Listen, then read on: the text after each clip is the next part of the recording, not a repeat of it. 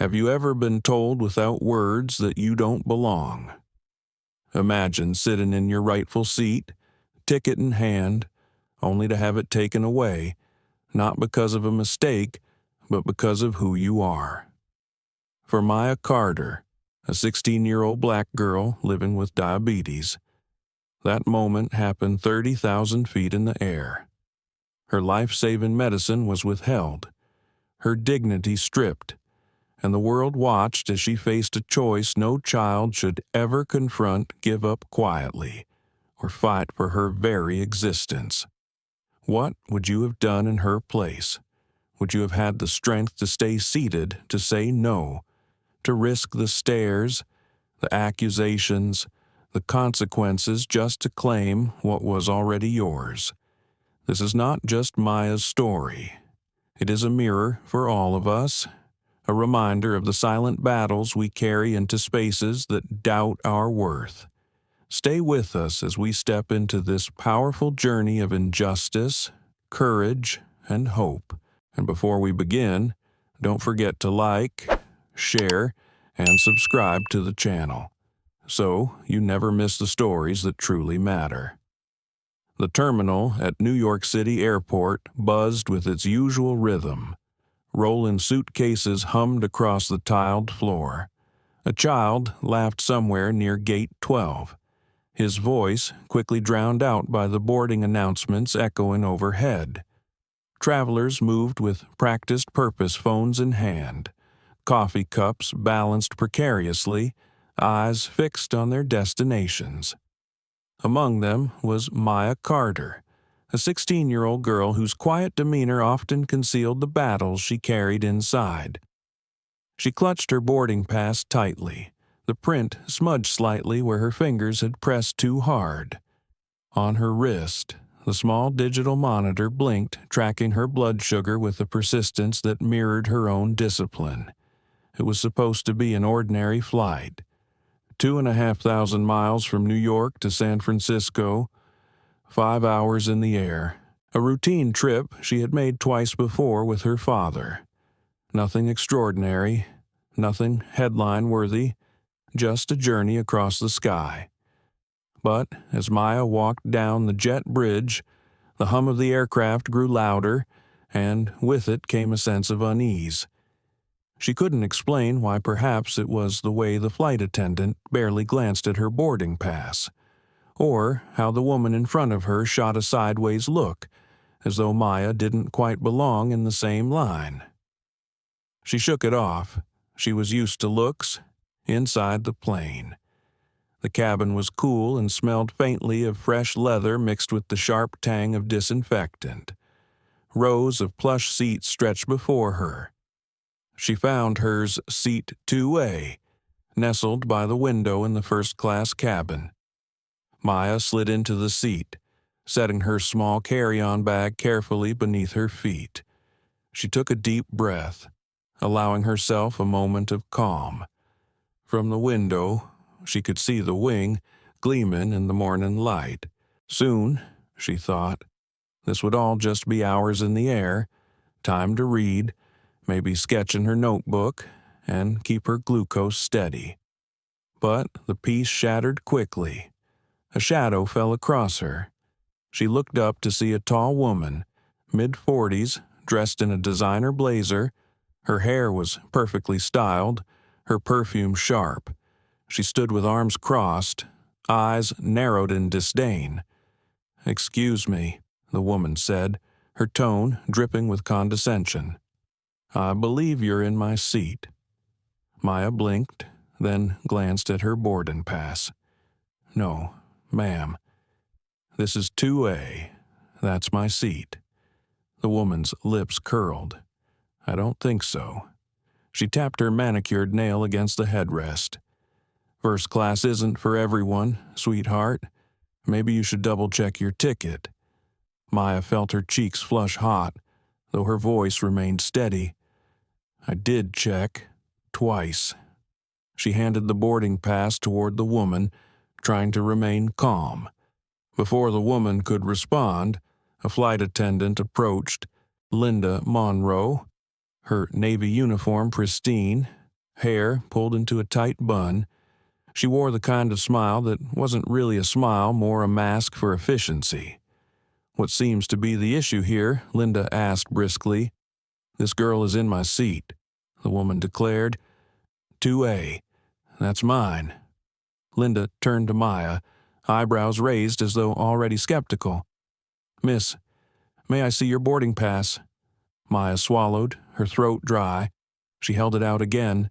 Linda studied it for a moment, then frowned. Linda murmured, as though something didn't quite add up. "This does say 2A, but are you sure you're in the right section of the cabin?" The word struck like a slap. Maya's heart thudded faster, not just from emotion, but from the faint buzz in her body. Her glucose monitor had beeped earlier, warning her she was on the lower side. She knew she'd need to eat a small snack soon. Stress always made it worse. She steadied her voice. "Yes, this is my seat. I need to stay here." She hesitated, glancing at the stranger's piercing eyes, then added quietly, "I have a medical condition." The woman scoffed, rolling her eyes. "Oh, please, don't play that card. She probably just wandered up here by mistake." Several passengers turned their heads. A man in row 3 leaned slightly forward, watching with narrowed eyes. A young couple paused in the aisle, whispering to each other. The tension was no longer private. It was communal, spreading like static across the cabin. Linda exhaled sharply, her patience thinning. "Miss, let's not make a scene. Perhaps you should just move to economy until we sort this out. It'll be easier for everyone." The suggestion cut deep. Maya's pulse quickened, and she could feel sweat beginning to form on her palms. Easier for who she asked softly, almost to herself. For a split second, her mother's voice echoed in her memory. A memory from years ago, before the illness, before the loss. "Always hold your ground, Maya, even when the world tells you to move." Her hands trembled slightly, not just from the glucose dip, but from the weight of the moment. She wanted to shrink, to disappear into the seat and let it pass. But she also knew if she moved this time, she would carry that silence with her forever. Her voice steadied again. "No, this is my seat." The flight attendant's eyes hardened. The woman standing beside her crossed her arms triumphantly, as though victory was inevitable, and around them the hum of whispers grew. It was only the beginning.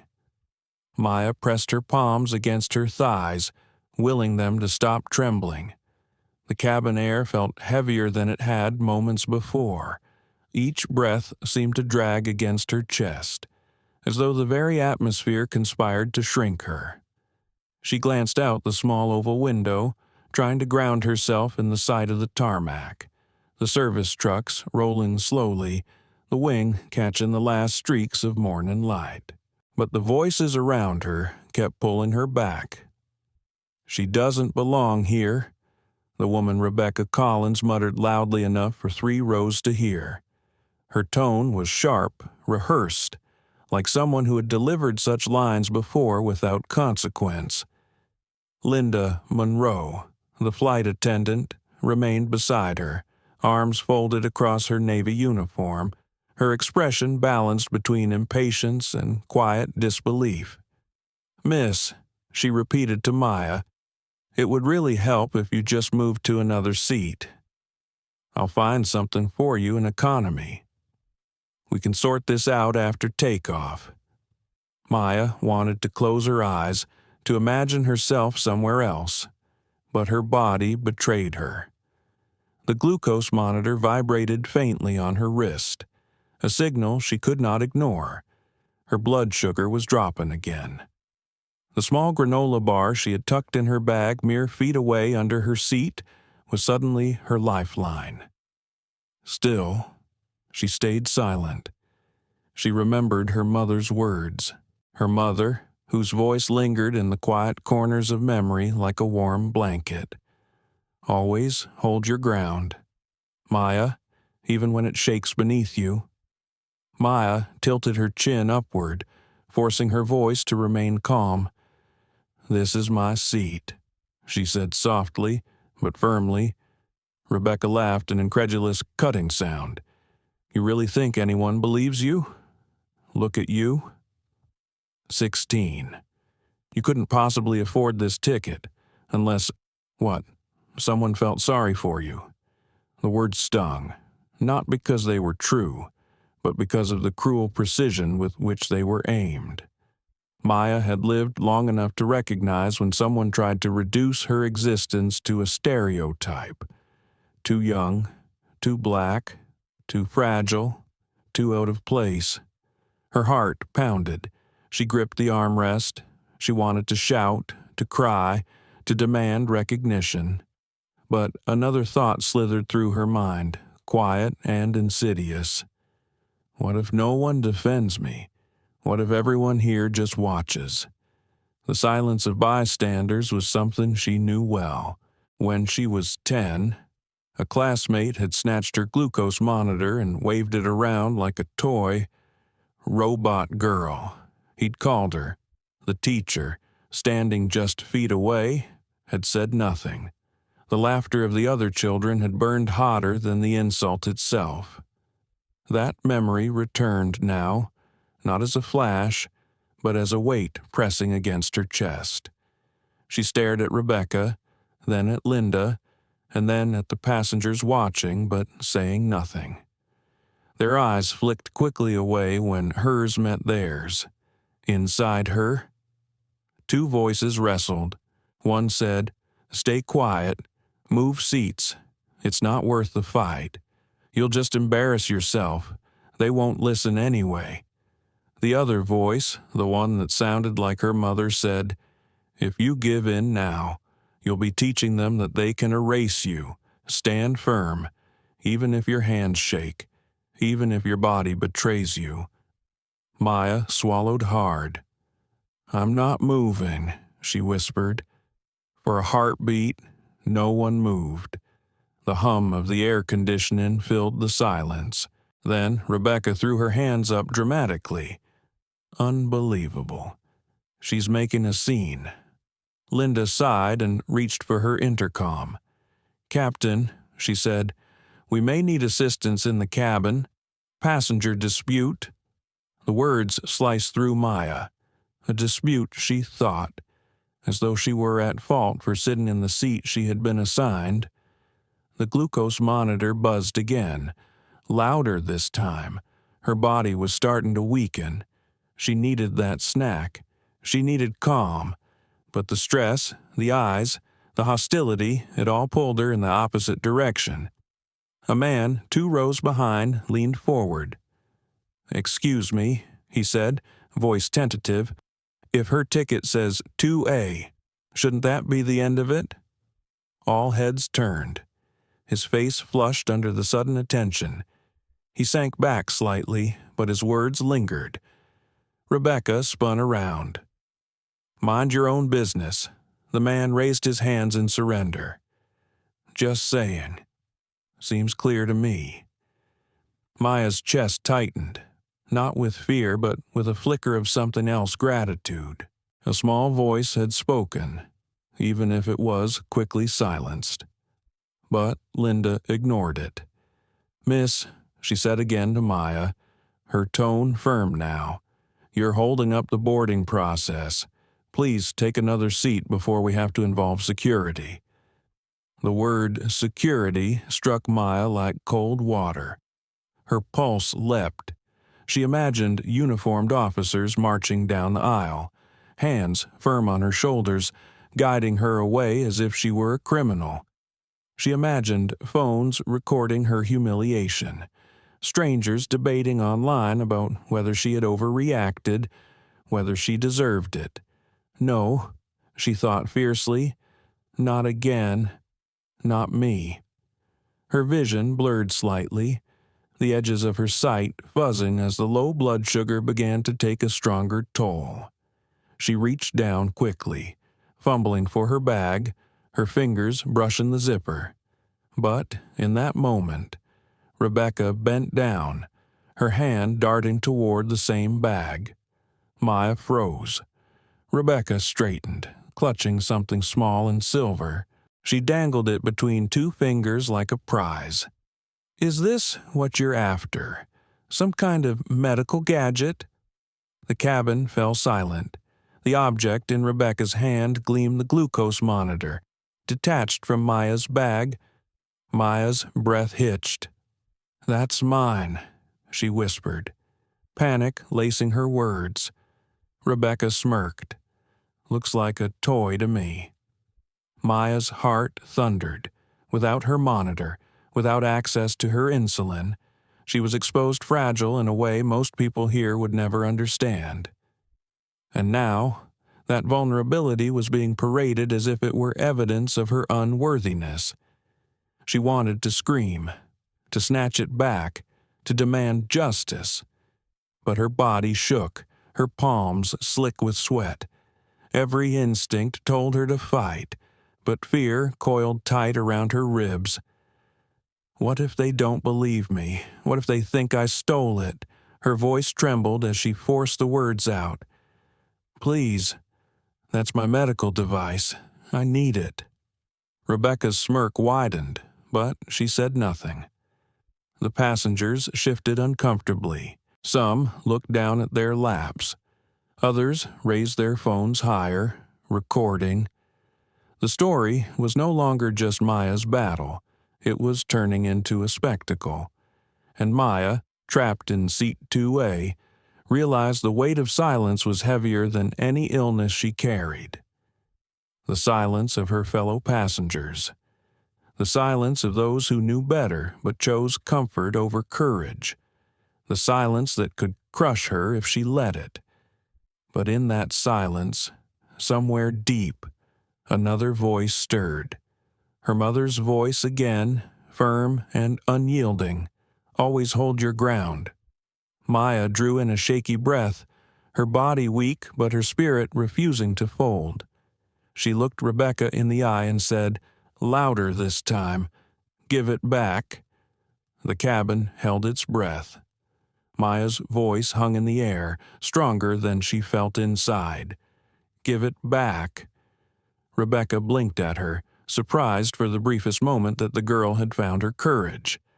Then the smirk returned, polished and cruel. "Excuse me, you don't give orders here. You should be grateful anyone is even entertaining this nonsense." The glucose monitor glimmered between her manicured fingers, catching the overhead light. A small device, no larger than a deck of cards, but for Maya, it meant stability, safety, survival. Without it, she felt naked in a way few could understand. Her chest tightened. The buzz-in on her wrist where the secondary sensor still vibrated faintly was becoming more insistent. Low blood sugar could spiral quickly. She knew the signs, the dizziness that blurred her vision, the sudden chill in her fingertips, the way her breath caught just short of a full inhale. Linda Monroe shifted uneasily, her professional smile cracking at the edges. "Miss Collins," she said carefully, "perhaps it would be best to return the item. It does seem important." Rebecca shot her a look. "Don't patronize me. You and I both know she doesn't belong up here. Look at her. 16, maybe, hoodie and sneakers, probably some charity ticket. And now she's demanding special treatment because of what a toy strapped to her arm." The words cut deeper than they should have. Not because they were true, they weren't, but because they mirrored every quiet doubt Maya had fought against. She'd heard them whispered in school hallways, in hospital waiting rooms, sometimes even in her own mind. You don't belong. You're too much. You're not enough. Her throat tightened. She wanted to explain, to show Rebecca the laminated card in her wallet, the medical ID she carried everywhere. But another thought stopped her. Why do I always have to prove I deserve to exist? For a moment, the cabin seemed to close in around her. The murmur of passengers, the click of seatbelts fastening, the rustle of magazines all faded. Her world narrowed to the monitor in Rebecca's hand and the pounding in her ears. Then, unexpectedly, a voice broke through. Enough. It was quiet but steady, spoken by a man seated across the aisle. His hair was silver at the temples, his suit modest but neat. A professor's tweed jacket hung from his armrest. He leaned forward, his eyes fixed on Rebecca. "My name is Thomas Blackwell," he said, his tone calm but carrying weight. "I've taught ethics at Columbia for 40 years, and I can assure you, madam, that what you're doing right now is unconscionable." Gasps rippled through the nearby passengers. Phones, already raised, angled higher. Rebecca scoffed. "Oh, please, spare me the lecture. You don't know the situation that Blackwell didn't flinch. I know enough. A young woman with a documented medical condition is being denied her seat, her property taken from her, and her dignity questioned. That isn't a misunderstanding. That's harassment." The word landed heavily in the cabin, harassment. It gave shape to what Maya had felt but hadn't dared to name. Her breath caught. Tears pricked at the corners of her eyes, not from weakness but from the relief of being seen. Rebecca's face flushed crimson. "You have no idea who I am. I'm not going to be lectured by some." But she didn't finish, because another voice spoke, firm and resonant. "Dr. Blackwell is right." It came from the same passenger who had spoken earlier, the nervous man 2 rows back. His voice was stronger now, emboldened by the professor's presence. "I fly this airline every week. I've never seen someone's medical equipment treated like that. This isn't about protocol. It's about prejudice." A murmur of agreement spread. Heads nodded. Someone clapped once, softly. Rebecca spun in her seat, scanning the faces now turned against her. Her posture stiffened, her chin raised higher. But the cracks showed the twitch of her jaw, the flicker of uncertainty in her eyes. Linda looked torn, caught between siding with the powerful passenger she had instinctively deferred to and the growing chorus of witnesses. She fiddled with her name badge, then glanced at Maya. "Miss," she said, her voice softer now. "Are you all right?" Maya opened her mouth to answer, but no sound came. Her hands trembled, her vision blurred further. She needed food, and fast. The panic rose, cold and sharp. She fumbled for her bag again, but her fingers slipped against the zipper. Her body wasn't listening. Dr. Blackwell stood quickly, steadier than his years suggested. "She's hypoglycemic. She needs sugar now." The urgency in his tone cut through the tension like a blade. For the first time, Rebecca looked rattled. She lowered the monitor slowly, as though realizing she had crossed into dangerous territory. Linda snapped into action, signaling another attendant. "Get orange juice, now." Maya slumped back against her seat, closing her eyes, fighting the wave of dizziness. She hated this part, the vulnerability, the exposure. To need help in front of strangers felt worse than the physical weakness itself. But she forced herself to breathe, to focus on the voice of Dr. Blackwell, calm and steady beside her. "Stay with us, young lady. Help is coming." A small plastic cup appeared, filled with juice, trembling slightly in the hand of the junior attendant who had fetched it. Maya sipped slowly, the sweetness flooding her tongue, her body responding almost instantly. Relief washed through her veins. When she opened her eyes again, the cabin looked different. The silence wasn't the silence of complicity anymore. It was the silence of reckoning. Rebecca sat rigid, her arms crossed tightly, the monitor still in her grip. But now, she looked less like a conqueror and more like someone cornered. "Give it back." "Doctor," Blackwell said firmly, his hand outstretched. For a moment, Maya thought Rebecca would refuse. The woman's knuckles whitened around the device, but under the weight of dozens of eyes, she finally released it. Blackwell placed it gently into Maya's trembling hands. The relief was overwhelming. She clutched the device, pressing it against her chest as if to remind herself it was real. It was hers. It was safe again. "Thank you," she whispered, her voice breaking. Blackwell gave her a small nod. No one should have to beg for their dignity. The words resonated through the cabin. A few passengers murmured agreement. One woman dabbed at her eyes with a tissue. Linda cleared her throat, her voice tight. "We'll resume boarding. Everyone, please take your seats." But the authority in her tone had thinned. The balance of power had shifted. Rebecca muttered under her breath, her anger simmering. "This isn't over. I'll make sure the airline knows how you treated me." Maya glanced at her, still weak but no longer silent. "They'll know," she said quietly, "but not the way you think." And for the first time since she had boarded, Maya felt the faint stirrings of strength return.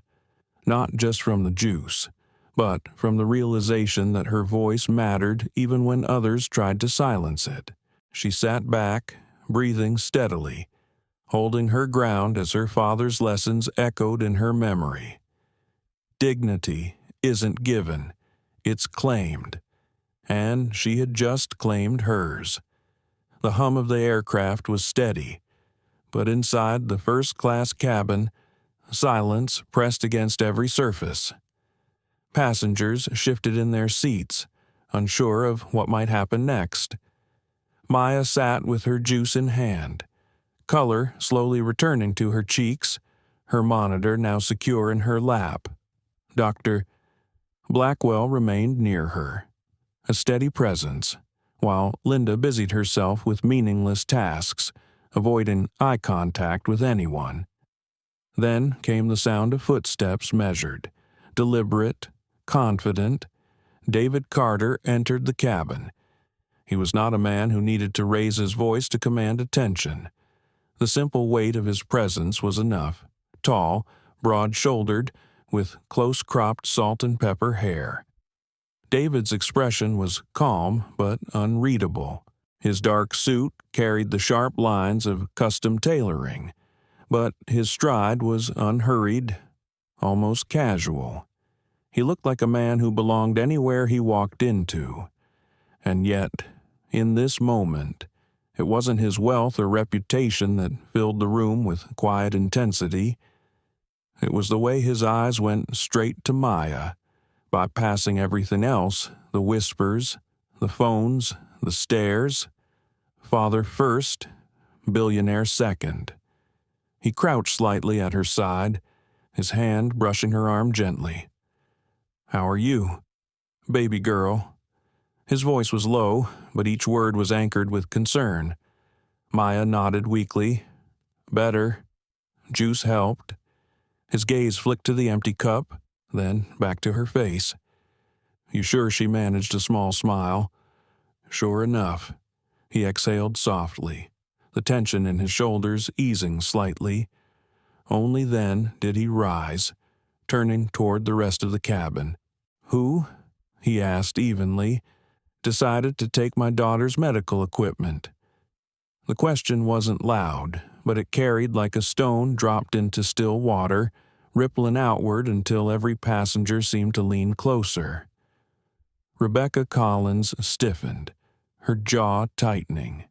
She sat rigid, as though bracing against impact.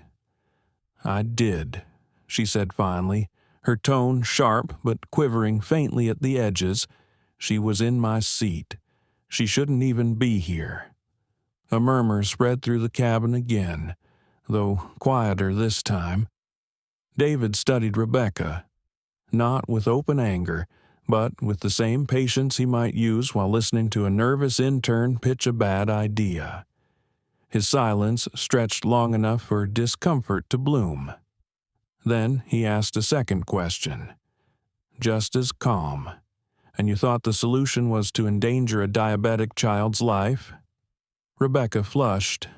"That's not what I—" But David raised a hand slightly, a gesture that silenced her without force. "Madam," he said, his tone polite but cutting, "you don't have to finish that sentence. The answer is already obvious." Linda shifted uncomfortably beside her. "Mr. Carter," she began, her professional smile faltering. "We were just trying to resolve a seating dispute." David turned his head toward her, eyes narrowing slightly. "By suggesting my daughter move to economy despite having a first-class ticket, by questioning her right to sit where she was assigned." Linda swallowed hard. "It was a misunderstanding." "No," David replied, his voice still steady, still quiet. "It was bias, and bias is not a misunderstanding. It's a decision." The words hung heavy, undeniable. Maya watched, a mixture of awe and relief stirring inside her. Her father wasn't shouting, wasn't flailing. He was simply stating truth, and in doing so, he was commanding more respect than volume ever could. Rebecca shifted in her seat, clearly uncomfortable under the growing weight of disapproval. Her confidence, once towering, had shrunk. She muttered something under her breath, but even she seemed to realize it no longer mattered. "Doctor," Blackwell cleared his throat gently, stepping forward. "Mr. Carter," he said, "your daughter handled herself with remarkable composure before you arrived. You should be proud." David inclined his head slightly. "I am. Always."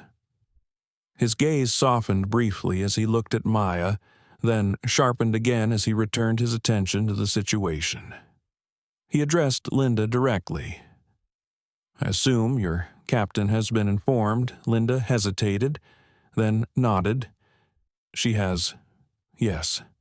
"Good," David said.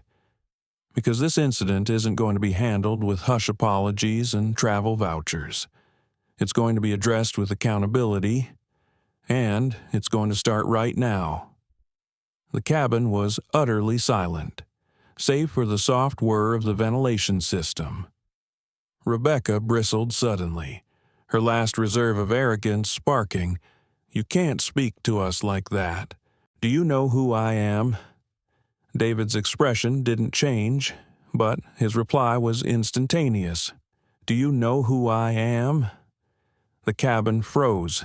Several passengers raised their phones higher, recording more intently now.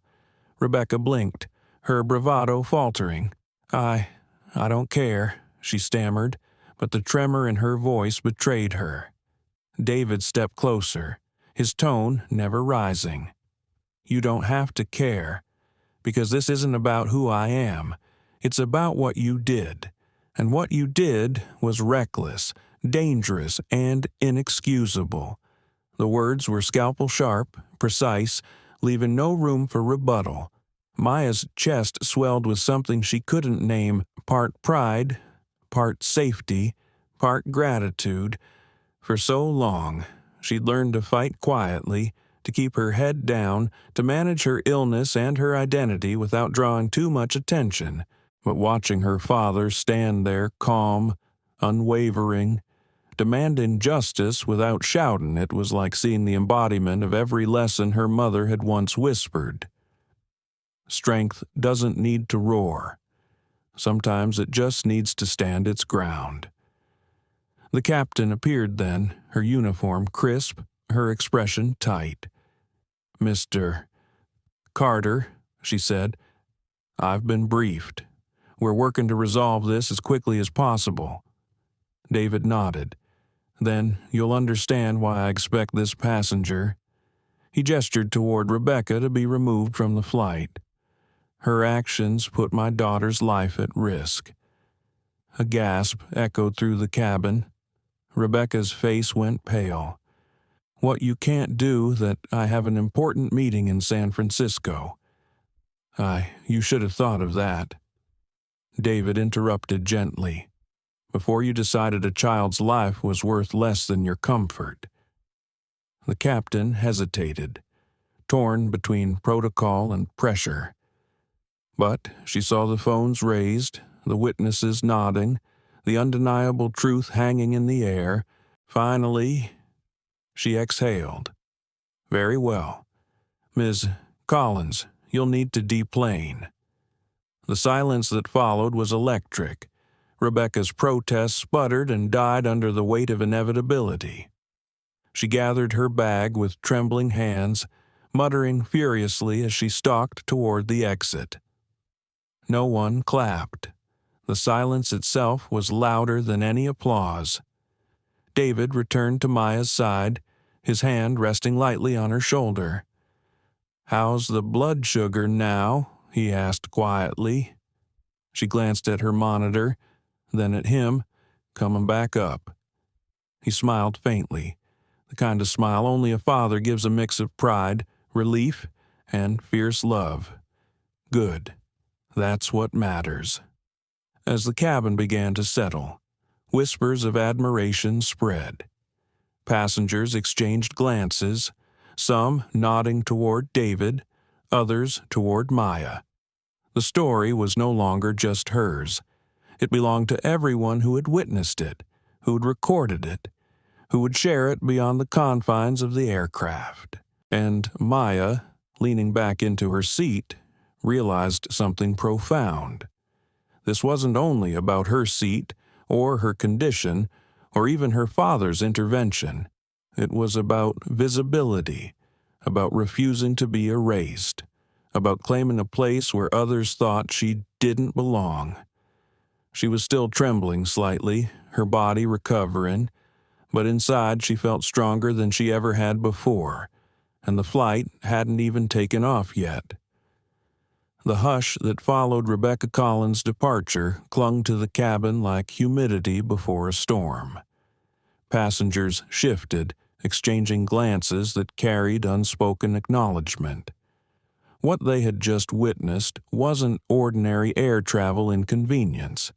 It was something heavier, something that carried the unmistakable weight of injustice. Phones were still raised. Some passengers had been discreet at first, filming under the veil of lowered eyes, but as the confrontation grew, discretion had vanished.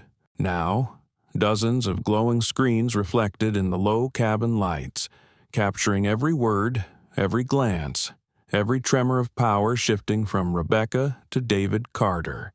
And already, in the liminal space between Wi-Fi signals and ground towers, videos were uploading. Maya sat back in her seat, pressing the glucose monitor against her skin again, her breathing steadier. Her father remained beside her, one hand resting lightly on her shoulder. He hadn't moved since Rebecca left, as if his very presence was a shield she could lean against. "You did good," David murmured, low enough that only she could hear. Maya shook her head. "I didn't feel good." He gave her a small smile, warm and knowing. "Strength never feels good while it's happening. It feels heavy, but when you look back, you realize it's what carried you through, across the aisle." Dr. Blackwell folded his hands on his lap. He had settled back into his seat, but his eyes lingered on Maya. There was something thoughtful in his gaze, as if he were memorizing the moment for later. Perhaps to tell his students. Perhaps to remind himself that courage doesn't come only from polished lectures, but from trembling voices that refuse to be silenced. Further back, The murmur of passengers grew. "Did you see how calm he was?" someone whispered. "That woman, Rebecca, she actually took her medical device. This is going to go viral." The last prediction was less prophecy than inevitability.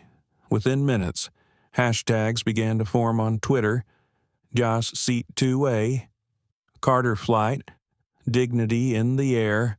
The footage, raw and unedited, spread faster than any official statement ever could. In row 4, a journalist who had been traveling quietly under the radar closed her notebook and powered up her camera again. Sophia Alvarez, freelance reporter, recognized a story when she saw one, and this was no ordinary story. She moved closer to David's row, careful not to intrude too obviously. "Mr. Carter," she said softly, "would you be willing to provide a statement about what happened?" David didn't answer right away. His gaze flicked to Maya, then back to Sophia. "Not yet," he said. "Right now, my priority is my daughter's health. The rest will come in due time." Sophia nodded. She wasn't offended. In fact, she respected the restraint.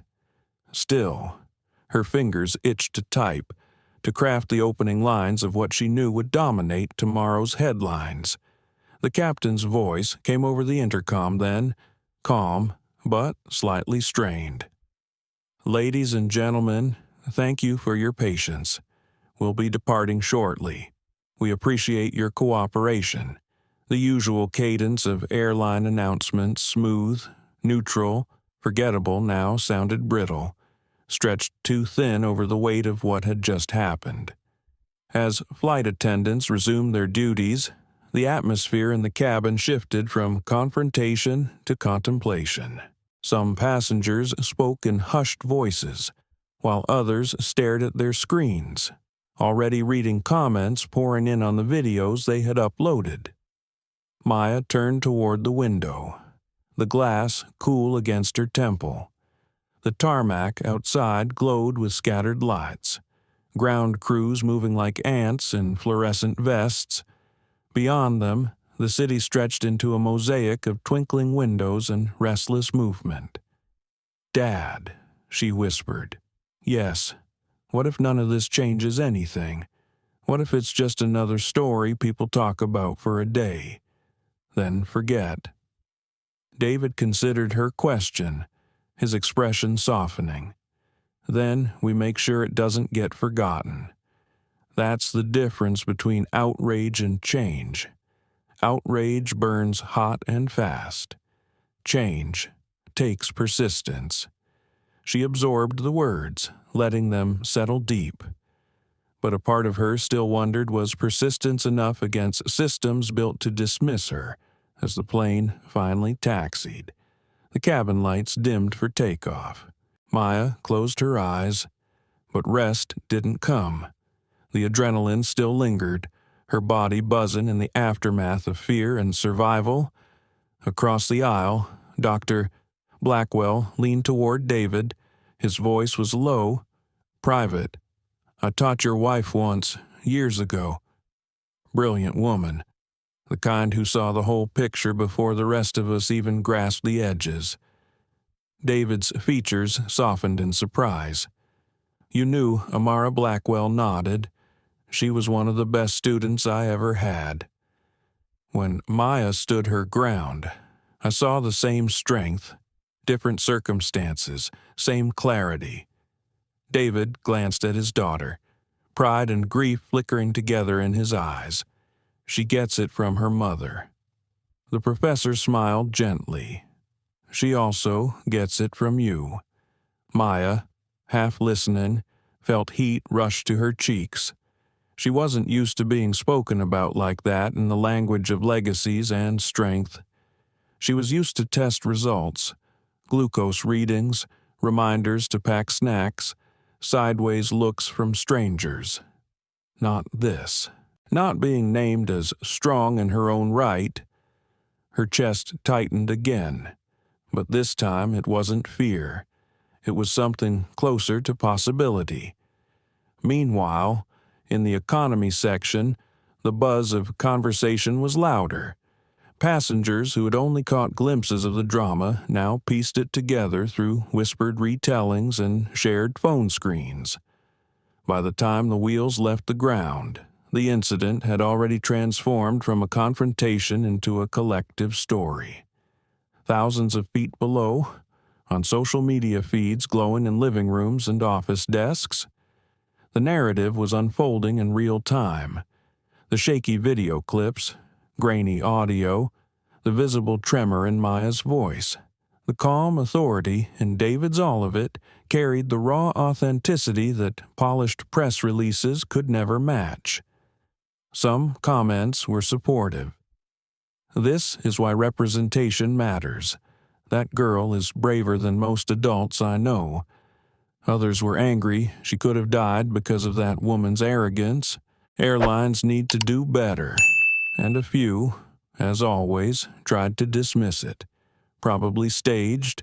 People overreact about everything these days, but the tide was clear. The weight of empathy was on Maya's side. Back on the plane, Maya felt the vibration of her phone against her thigh. A message had slipped through before takeoff.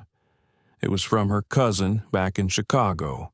"You're trending, 'cause everyone's talking about you." She showed it to her father, half nervous, half amused. He chuckled softly, shaking his head. "Well, I suppose it was bound to happen sooner or later." Maya frowned. "But I didn't want this. I just wanted to sit in my seat." David's hand tightened gently over hers. "That's exactly why it matters. You weren't trying to make a statement. You were just living your life. And that's what makes it powerful." The plane reached cruising altitude, the seatbelt sign dimmed, and the hum of conversation returned. Flight attendants moved down the aisle, quieter than usual, subdued by the weight of what they had witnessed. Maya sipped water, her body slowly finding equilibrium again. Yet, even as she tried to settle, she knew this wasn't over.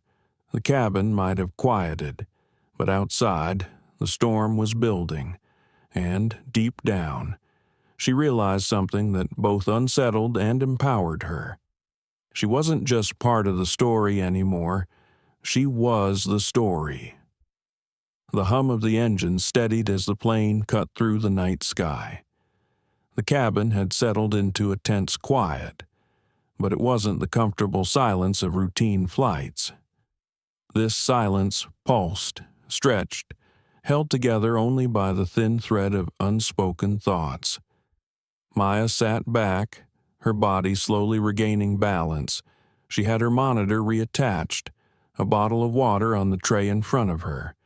Her father's hand rested nearby, not gripping, not restraining, just steady an anchor. Dr. Blackwell had returned to his seat, though his eyes often flicked toward her, as though silently promising that he was still there. But not everyone was content to let the moment fade into uneasy quiet. 2 rows back, a young man shifted in his seat, his phone in hand. His name was Jordan Lee, a third-year medical student traveling to San Francisco for a residency interview. He had filmed part of the confrontation earlier, not because he had planned to go viral, but because something inside him had screamed, "This is wrong. Someone needs to see this. Now." Watching Maya lean against the headrest, pale but composed, Jordan felt that same voice rise again. He had studied enough medicine to know how quickly hypoglycemia could become dangerous. He had also lived enough life to recognize the ugliness of prejudice when it stood in plain sight. He took a deep breath, then unbuckled his seatbelt. The soft click drew eyes as he rose, moving down the aisle toward the front. He stopped near Maya's row, turning slightly so that his voice carried not just to her, but to everyone within earshot. "Excuse me," he began, his tone clear, "but I think everyone deserves to hear the truth about what just happened." Linda Monroe, who had been pouring a glass of water for another passenger, stiffened. "Sir," she said quickly, "please return to your seat. You're disrupting the cabin." Jordan shook his head. No. What disrupted this cabin was a child being denied her rightful seat and nearly losing access to the medical device that keeps her alive. He gestured toward Maya. She did nothing wrong, and yet she was treated like a problem. Maya's eyes widened. She hadn't expected anyone else to speak. Her father's expression remained calm, but a faint flicker of approval passed through his gaze. "Sir," Linda repeated, her voice tighter now, "you need to sit down. We don't want to escalate this further." Jordan turned to face her directly. "With respect, ma'am, it's already escalated, and pretending otherwise doesn't erase what we all saw. This young woman showed her ticket. She had her boarding pass. She was in her assigned seat. The only reason this became an issue is because certain people assumed she didn't belong here." A ripple of murmurs spread through the cabin. Heads nodded, phones tilted higher. Linda's composure wavered. "You don't understand the pressures of managing a cabin," she said, almost defensive. Jordan's tone softened, but his words remained firm. "You're right. I'm not a flight attendant. I'm a medical student. My training is to see what's in front of me and act before it becomes irreversible. And what I saw was a passenger whose health and dignity were compromised because bias got in the way of basic compassion." For a moment, the cabin was silent again. Then, from somewhere near the back, a passenger clapped once. Another joined. Soon, scattered applause filled the air, not loud, not raucous, but steady. A show of solidarity that Linda could not ignore. Maya felt her throat tighten. Gratitude swelled inside her, tangled with disbelief. She wasn't used to strangers standing up for her. She wasn't used to seeing people put themselves in the line of discomfort for her sake. David's lips curved into the faintest smile. He leaned toward her and murmured, "You see, persistence draws allies." Linda's cheeks flushed pink. She opened her mouth to retort, but the words seemed to die before they could leave. Instead, she straightened, forced a brittle smile, and said, "I appreciate your concern. Sir, please, for safety, take your seat again." Jordan nodded, but not before meeting Maya's eyes. "You didn't imagine it," he said quietly. "Just for her. What happened was wrong, and people saw it." Maya's lips parted, but no words came. She simply nodded, her chest tightening with emotions she couldn't quite name.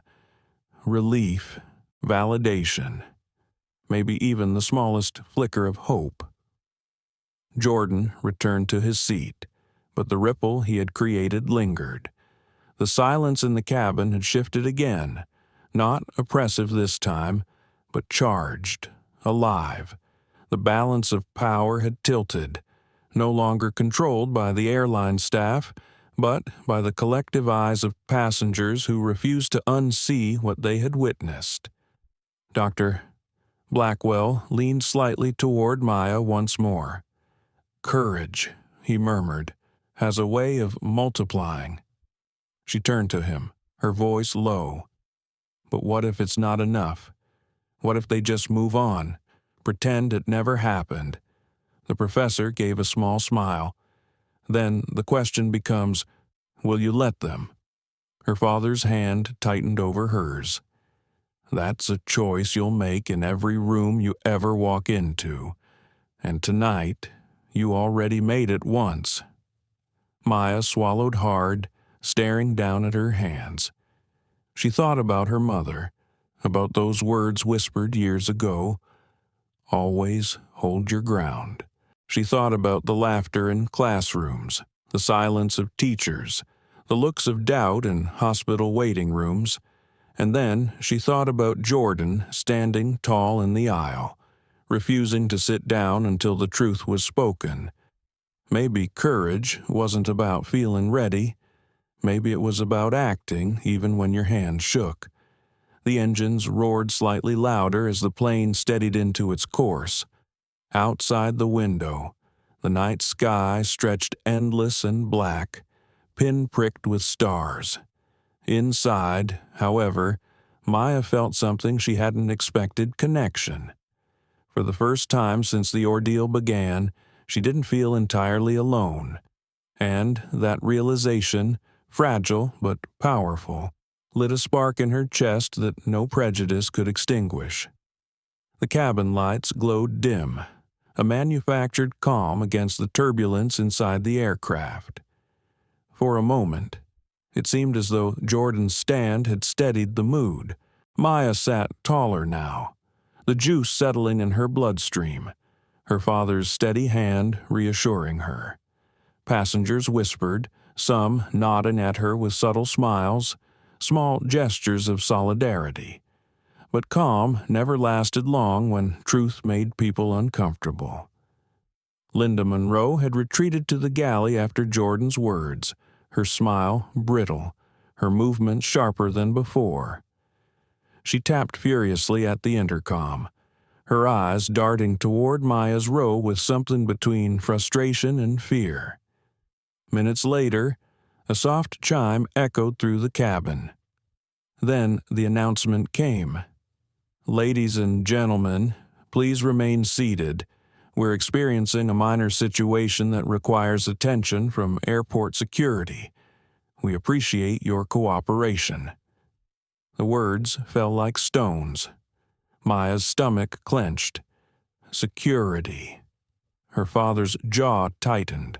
Though he didn't speak, his hand pressed a little firmer on hers, grounding her. From the back of the plane, a few passengers shifted uncomfortably. Security for what someone whispered. "She's the one who got hurt." But speculation was cut short when two uniformed officers appeared at the front of the cabin. Their dark uniforms contrasted with the cream-colored walls, their belts heavy with radios and handcuffs. The cabin fell into a hush as they stepped forward, their presence demanding obedience without a word. Linda moved quickly to meet them. Her voice was low, but the first few rows caught enough. "It's the young girl in 2A," she whispered. "She caused a disruption. We need her questioned." Maya froze, her chest tightened. Her body, still fragile from the glucose dip, now felt as though it were sinking into quicksand. Questioned. For what? One of the officers nodded, his expression unreadable. Together, they walked down the aisle until they stopped at her row. The air seemed to thicken, every passenger holding their breath.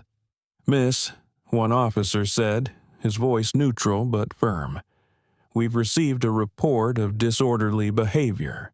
We'll need to ask you a few questions." David's eyes narrowed. "No," he said calmly, his voice carrying more weight than volume. "You'll be asking me those questions. My daughter isn't answering to an accusation built on prejudice." The officer glanced at him, clearly noting the man's commanding presence. Still, procedure was procedure. "Sir, we need to confirm her identity and understand the situation." Maya's throat closed, her palms slicked with sweat. For a terrifying moment, she pictured herself being marched off the plane, cameras flashing, strangers whispering that she had been trouble. The same fear she'd carried since childhood that her voice would always be seen as defiance. Her presence as disruption rose sharp in her chest. Jordan stood up again, unable to remain seated. "Excuse me," he said firmly. "I'm a medical student. I was here the whole time. This young woman had a hypoglycemic episode. The disruption was caused when another passenger took her medical device. If you're looking for misconduct, you should start with the people who endangered her life, not the one fighting to stay alive. The officers paused, their eyes flicking between Jordan and Maya. Dr. Blackwell added his voice, steady and clear. I witnessed everything as well.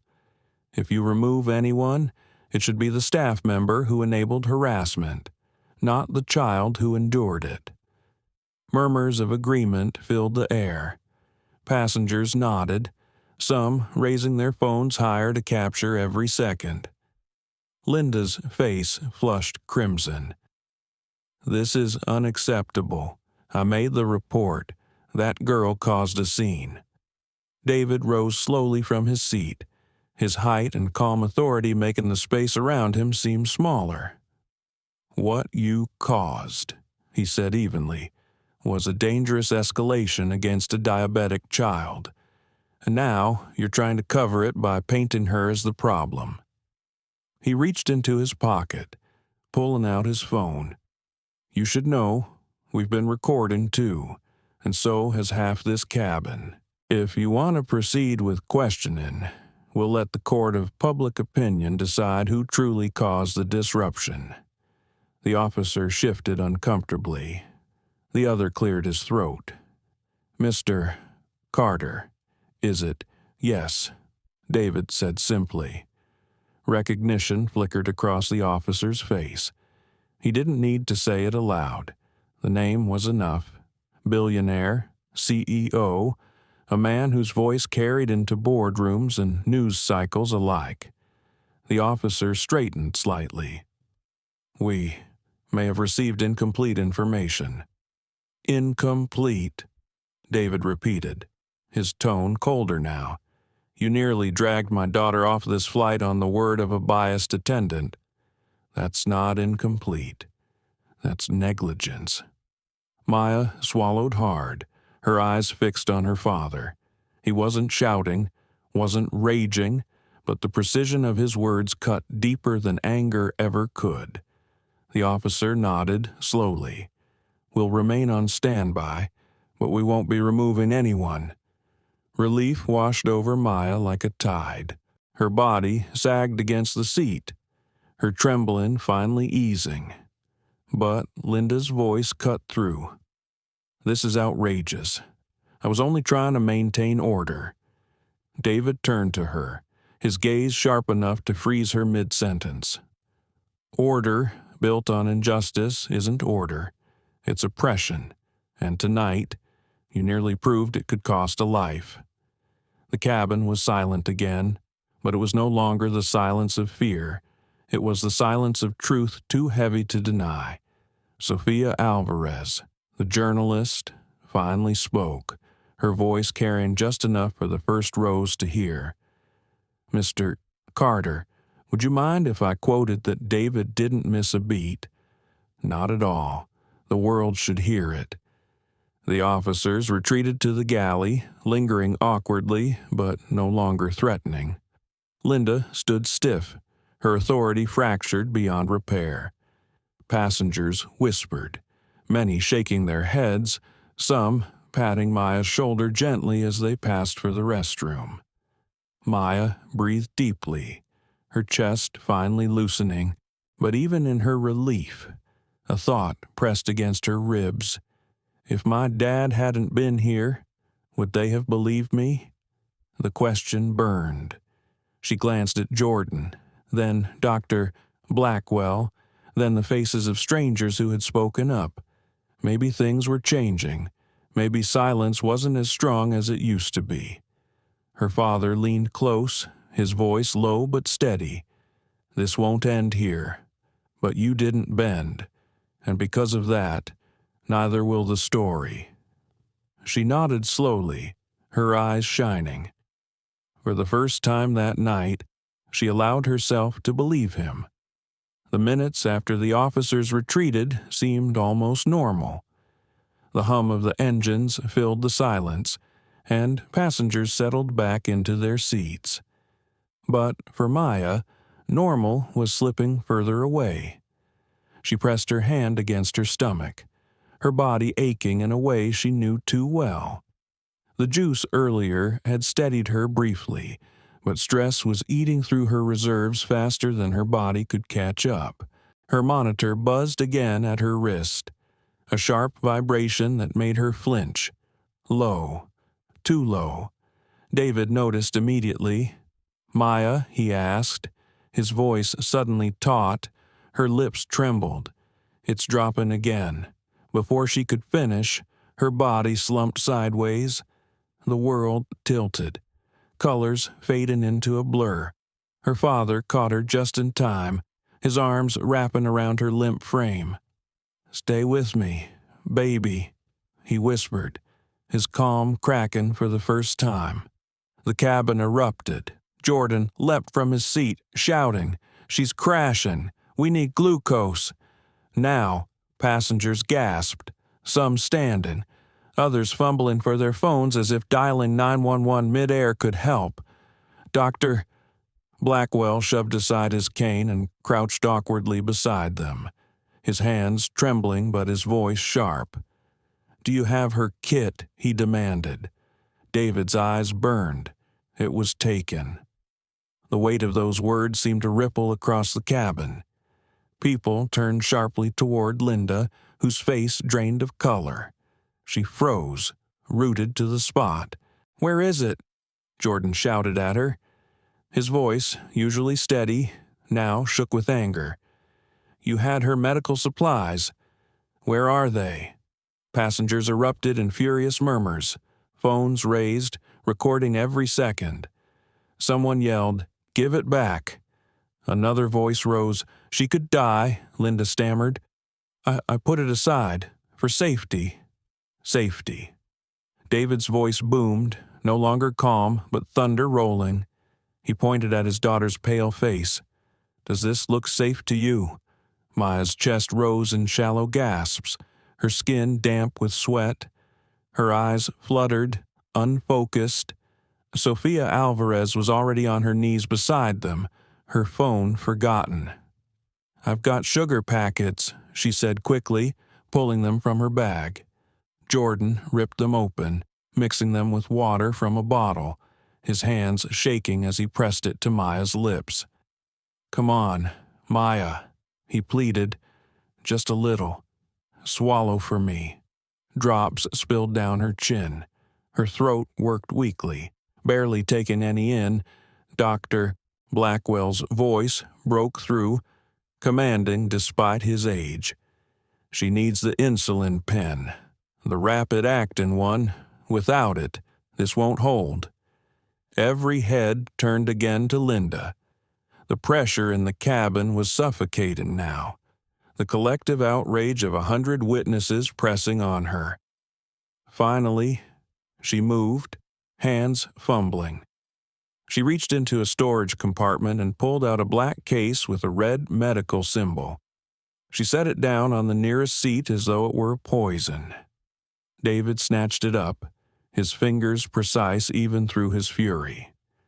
He opened the kit, grabbed the pen, and pressed it against Maya's arm.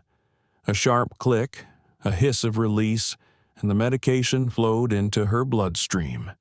Time slowed, her breathing stuttered, then steadied slightly, her eyelids fluttered, her lips moving in a faint whisper. "Dad." David exhaled, a sound halfway between a sob and a laugh. He brushed damp curls from her forehead. "I'm here, baby. I'm right here." Relief rippled through the cabin, a wave of collective exhalation. Some passengers clapped softly in gratitude. Others cursed under their breath, shaking their heads at the near disaster. But the relief was fragile, laced with fury. Jordan stood, pointing at Linda, his voice carrying down the aisle. "You almost killed her. Do you understand that you don't get to call it a mistake? You endangered a life." A middle-aged man in coat shouted. We all saw it. She refused to move. Then she stole the girl's bag. Another voice. You should lose your job. Phones recorded every angle. Linda's face crumpled. Her earlier authority shattered completely. She backed against the galley wall, her hands trembling as though she could physically push back the storm of condemnation. The captain's voice came over the intercom, tense but controlled. This is the flight deck. We are aware of the medical emergency, and it is under control. We will be landing as soon as possible. But inside the cabin, it wasn't just about landing anymore. It was about accountability. Sophia, still kneeling beside Maya, looked up at David. The world is going to see this, she said softly.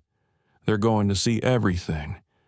David nodded, his jaw tight. Good. Let them. Maya stirred faintly, her strength inching back.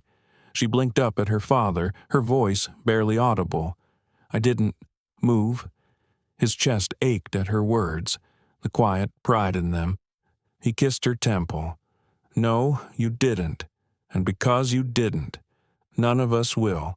The cabin fell into silence again, but this time it was reverent. The kind of silence that marked a turning point. Maya wasn't just a girl fighting for her seat anymore. She had become the center of a storm that revealed something deeper, how quickly dignity could be stripped, how easily life itself could hang in the balance, and how power shifted the moment people refused to look away. The cameras kept rolling. The story of Seat 2A was no longer confined to this plane. It was already on its way to the world. The cabin smelled faintly of antiseptic wipes and adrenaline. Maya's color was slowly returning, her breathing steadier, but the shadow of what nearly happened hung heavy. David kept his hand on her wrist, feeling the faint pulse, his other hand gripping the armrest as though sheer force could keep her safe. The captain's voice came again, tighter this time. Ladies and gentlemen, due to the medical emergency, we will be diverting to John F. Kennedy International Airport. Estimated landing in 20 minutes. Please remain seated with your seat belts fastened. The collective sigh was part relief, part apprehension. Passengers murmured, some checking their phones to see if Wi-Fi had returned, eager to share the unfolding drama. The glow of screens dotted the cabin like stars in a night sky. Sophia Alvarez leaned toward David. The videos are already online, she whispered. They're spreading fast. David nodded, his eyes still fixed on Maya. Good. Let the world see. Maya stirred faintly, her eyelids fluttering. We're landing, she asked, her voice soft, fragile. Yes, sweetheart, David said, brushing her curls gently. We'll be on the ground soon. Jordan knelt beside them still, exhaustion etched across his young face. She should be stable until then, but the paramedics need to be ready the second we land, Dr. Blackwell added, his voice low but resolute.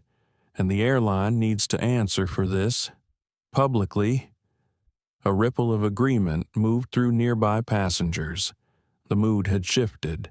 Fear had hardened into collective indignation. At the back of the plane, Linda sat rigid, her hands clenched in her lap. Every whisper, every camera angle seemed trained on her. The authority she had once wielded with ease now felt like a costume she could no longer wear. The descent began. The plane tilted gently, engines roaring louder. Lights of the city twinkled beneath the windows, blurred by thin layers of cloud. For Maya, the movement felt surreal. She focused on the hum of the engines, the steady rhythm of her father's thumb against her palm.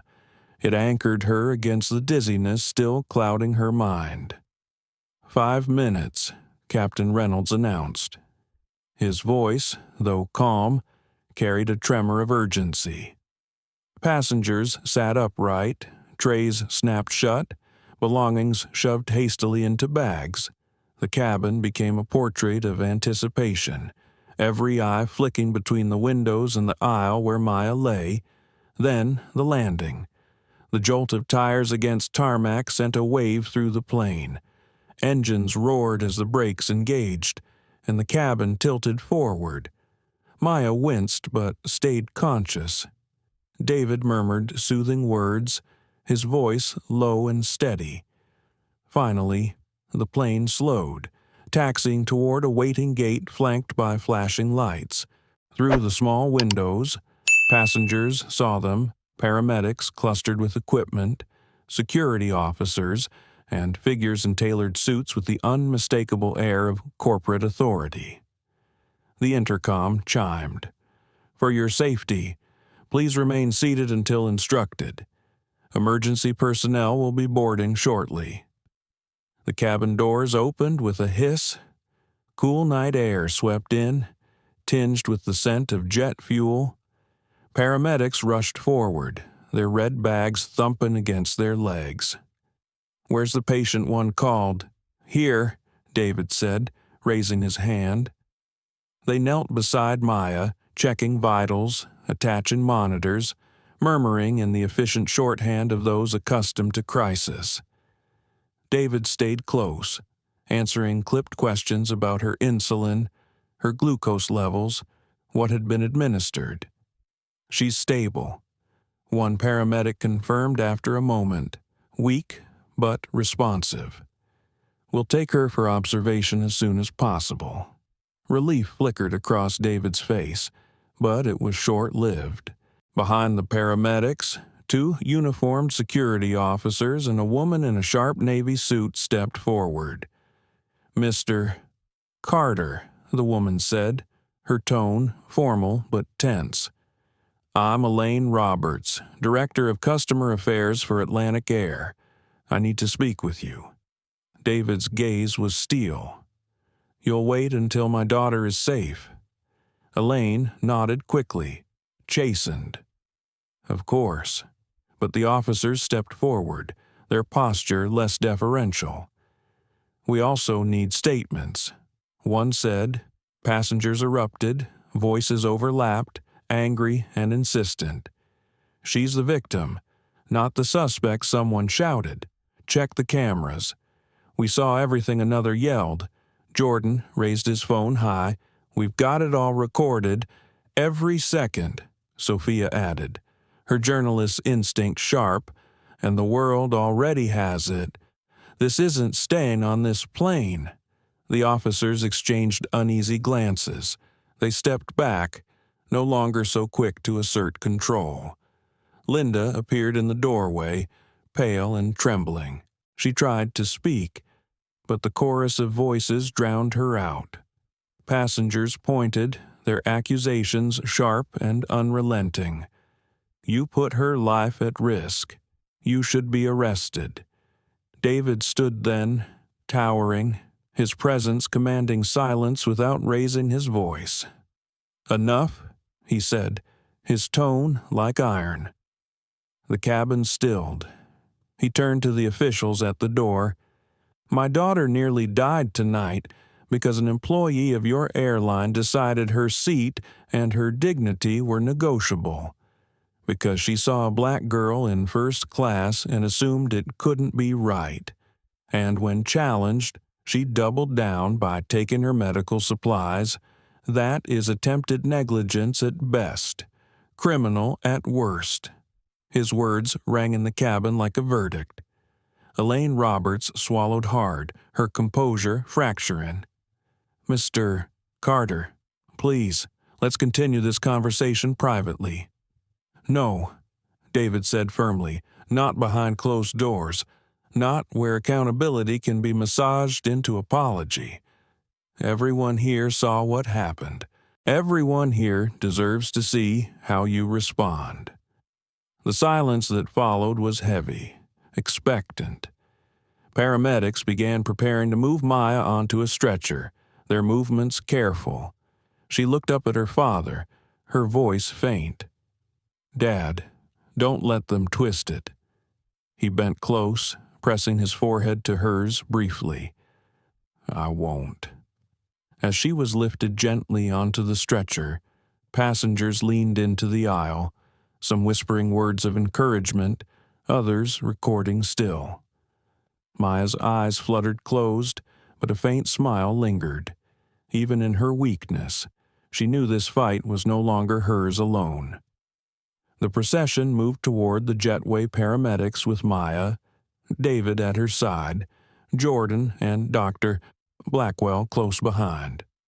Sophia Alvarez followed, her notebook ready, her camera light blinking red. Behind them, Linda remained frozen in her seat, the eyes of dozens of passengers searing into her. No one offered her comfort. No one defended her. The silence around her was colder than any words. As David stepped off the plane, the hum of the terminal filled his ears.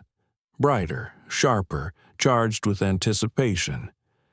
Ahead, under the harsh lights, cameras were already waiting.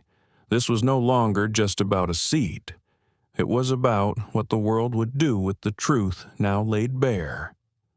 The conference room smelled faintly of disinfectant and stale coffee. Fluorescent lights buzzed overhead, casting a flat glare on the polished oak table. For a moment, David Carter stood silently in the doorway, one hand on Maya's stretcher as paramedics wheeled her inside. The room wasn't meant for passengers. It was a staff-only space, small, beige, too tight for the gravity now pressing against its walls. Elaine Roberts waited at the head of the table, her navy suit immaculate, pearl necklace resting perfectly against her collarbone. But her smile professional, rehearsed, couldn't hide the tension in her eyes. Two corporate aides sat nearby, their tablets glowing. At the far end, Captain Reynolds had removed his cap, his posture stiff, as though even he felt judged under the sterile light. Security officers lingered near the door, their stance more watchful now than aggressive. Sophia Alvarez stood off to the side, camera lowered but still blinking red, a silent reminder that the world outside was watching. Jordan and Dr. Blackwell took seats along the wall, quiet but resolute. David broke the silence first. His voice was calm, but it carried the weight of every eye in the room. "My daughter should be in a hospital bed, not a boardroom. But if this is where you want to do this, fine.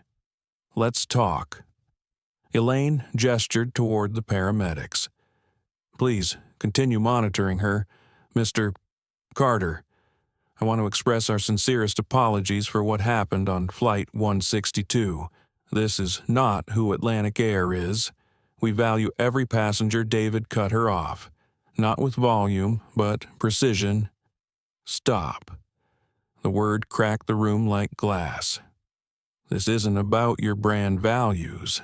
This is about a girl who nearly died because your employee thought her seat and her life were up for debate." Elaine's smile faltered. She folded her hands on the table, the pearls at her wrist clinking softly. "You're right. This is unacceptable. We're prepared to offer compensation for your family's distress." Compensation. David's laugh was short, humorless. He leaned forward, the overhead lights catching the silver at his temples. "Do you think this is about flight vouchers and an apology letter?" My daughter's blood sugar dropped so low she collapsed because a flight attendant saw a black girl in first class and decided that was impossible. And instead of protecting her, your staff tried to criminalize her. Sophia's pen scratched across her notebook. The aides shifted uncomfortably. Captain Reynolds exhaled slowly, eyes fixed on the table. Jordan spoke up from the wall, unable to stay quiet. "I'm a medical student. I witnessed everything. Maya could have gone into a coma. That's not an inconvenience. That's a near-death event," Dr.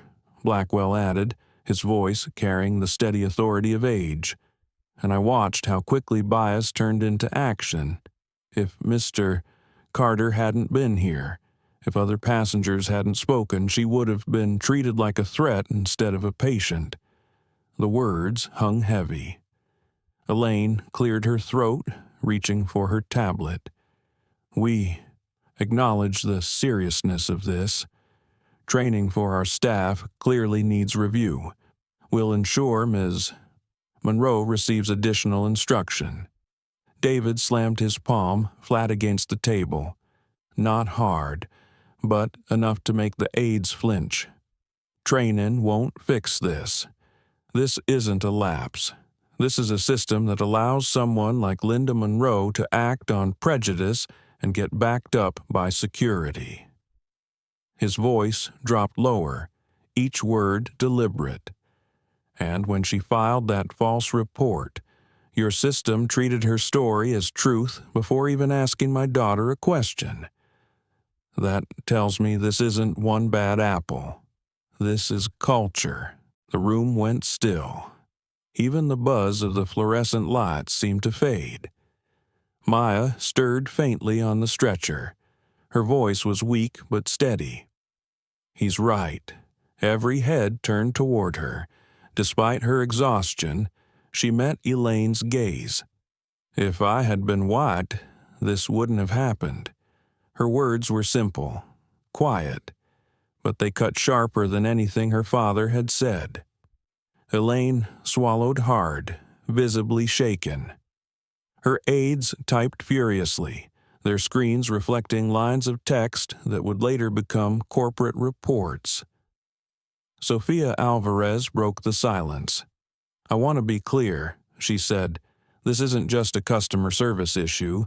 This is a civil rights matter, and the videos online are already framing it that way. The hashtag Seat2A is trending worldwide." Elaine's professional mask cracked, a flicker of panic flashing in her eyes. She turned to David, her voice more urgent now. "Mr. Carter, please, what do you want?" David didn't hesitate. He had been waiting for this. "First, Ms. Monroe will not be working on another flight. Not tomorrow, not next year. She made a choice that put my daughter's life at risk. That choice has consequences." Elaine opened her mouth to protest, but he held up a hand. "Second, this airline will conduct an independent audit of its policies, real accountability, not an internal memo that gets buried in a file, an external review with the findings made public." The aides exchanged nervous glances. One whispered something under his breath.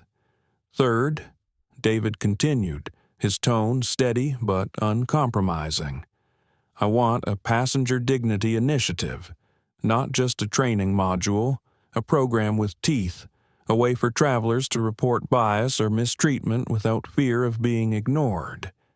And I want a seat at the table to help design it."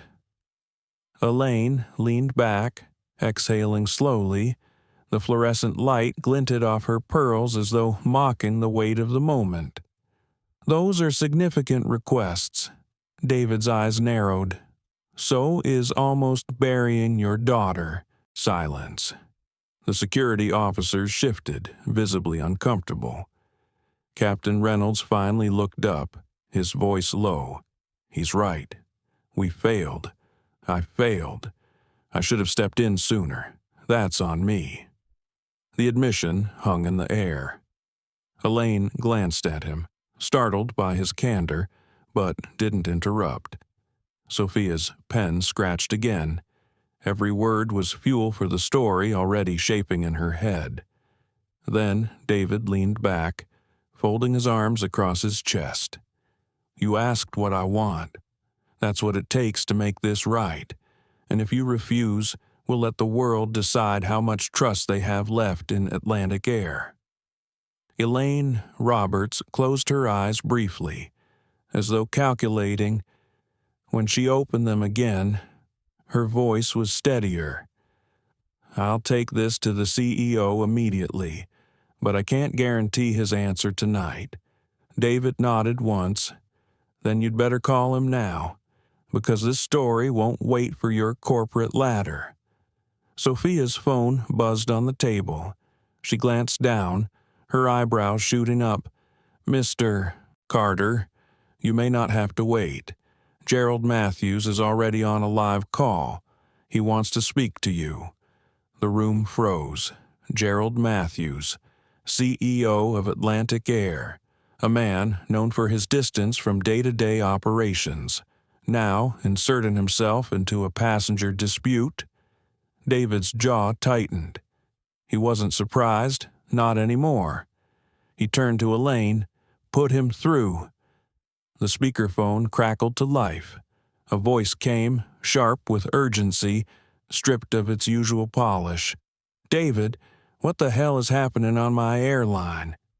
The speakerphone hissed with static before Gerald Matthews' voice filled the sterile conference room. His tone was clipped, every word bristling with controlled urgency.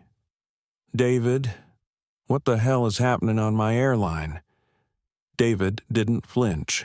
He remained seated, one hand resting on Maya's stretcher, his gaze fixed on the black plastic device as though he were staring into Matthew's eyes through the machine. "What's happening?" he said evenly. "Is that your airline nearly killed my daughter, and then tried to paint her as the problem." The silence that followed was brief but heavy. Elaine Roberts shifted in her seat, fingers tapping anxiously against her tablet. The aides stared at the floor. Even the security officers seemed to straighten, as though Matthews's presence reached through the wires and held them all in check. Finally, the CEO spoke again. "I've been getting reports. They're fragmented, viral videos, trending hashtags. I need to hear it from you, start to finish." David leaned forward, his voice low but clear. She boarded with a valid first-class ticket. She sat in her seat 2A. A white passenger demanded she move. Your flight attendant enabled it. When my daughter refused, she took her medical supplies she needs to stay alive. Maya collapsed midair from hypoglycemia while her kit sat in a cabinet, hidden from her. He paused, letting the words burn into the silence. "That's what happened on your airline." The line crackled. Matthew's breath came heavy through the speaker. "Jesus Christ." Maya stirred on the stretcher, her eyelids fluttering. "Dad," she whispered. He squeezed her hand gently. "I'm here." Matthew's voice cut in again, softer now. "How is she?" David's jaw tightened. "Alive. Because passengers intervened. Because strangers cared more about her life than your employee did." Elaine opened her mouth, perhaps to mitigate, but David raised a hand. "Don't. Not a word." Matthews exhaled sharply. "Elaine, I don't want spin. I want facts," is what he's saying. True Elaine hesitated. Her lips parted, then closed again. For once, the polished professional mask failed her. She nodded mutely, her pearls glinting under the fluorescent lights. The CEO's voice hardened. "Then, this isn't damage control. This is accountability." A flicker of surprise crossed David's face. He hadn't expected concession so quickly, but he wasn't here for words alone. "You called me," he said quietly, "because you know who I am. You know my name carries weight. But understand this, Gerald, this isn't about me. This is about every black traveler, every person told they don't belong, every passenger whose dignity is negotiable in your cabins." The conference room was silent, but for the rhythmic beeping of Maya's portable monitor. Even Sophia Alvarez, usually scribbling furiously, paused to look up. Matthews spoke again, his tone different now, less CEO, More man.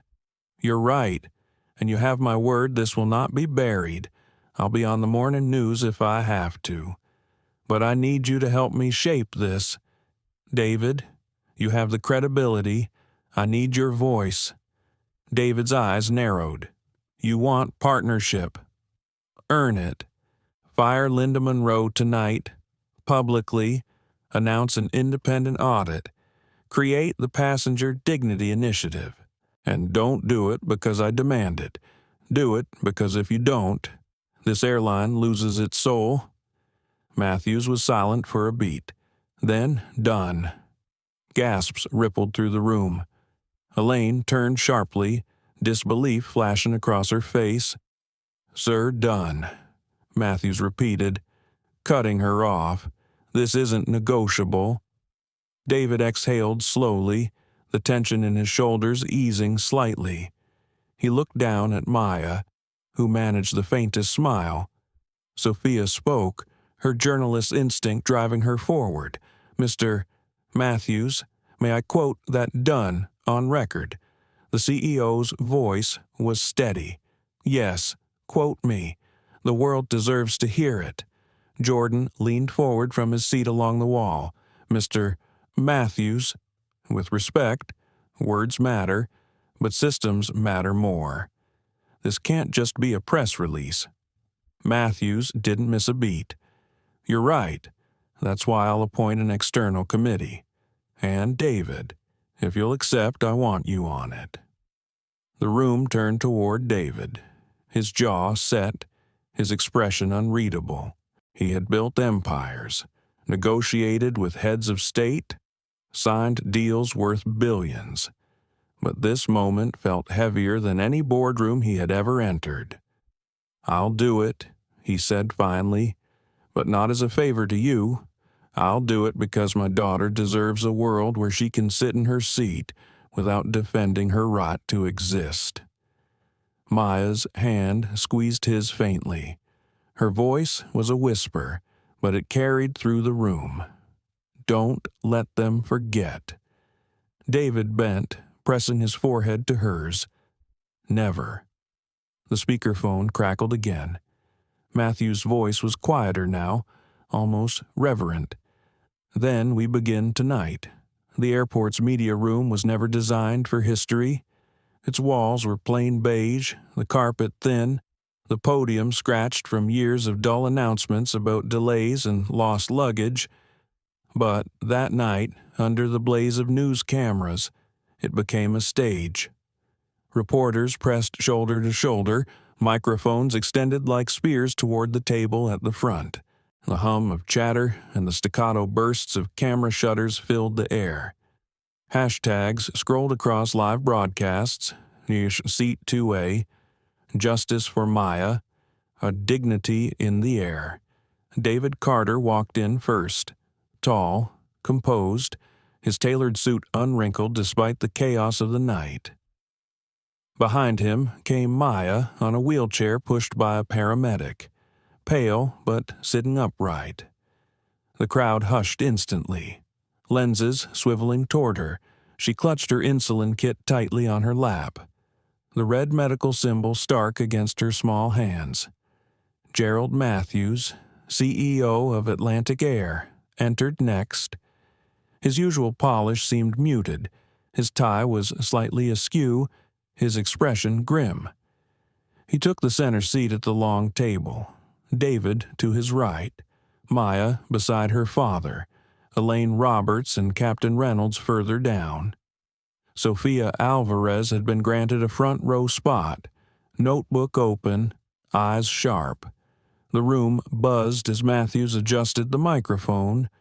He cleared his throat, but before he could speak, David leaned forward. His voice cut through the static like steel.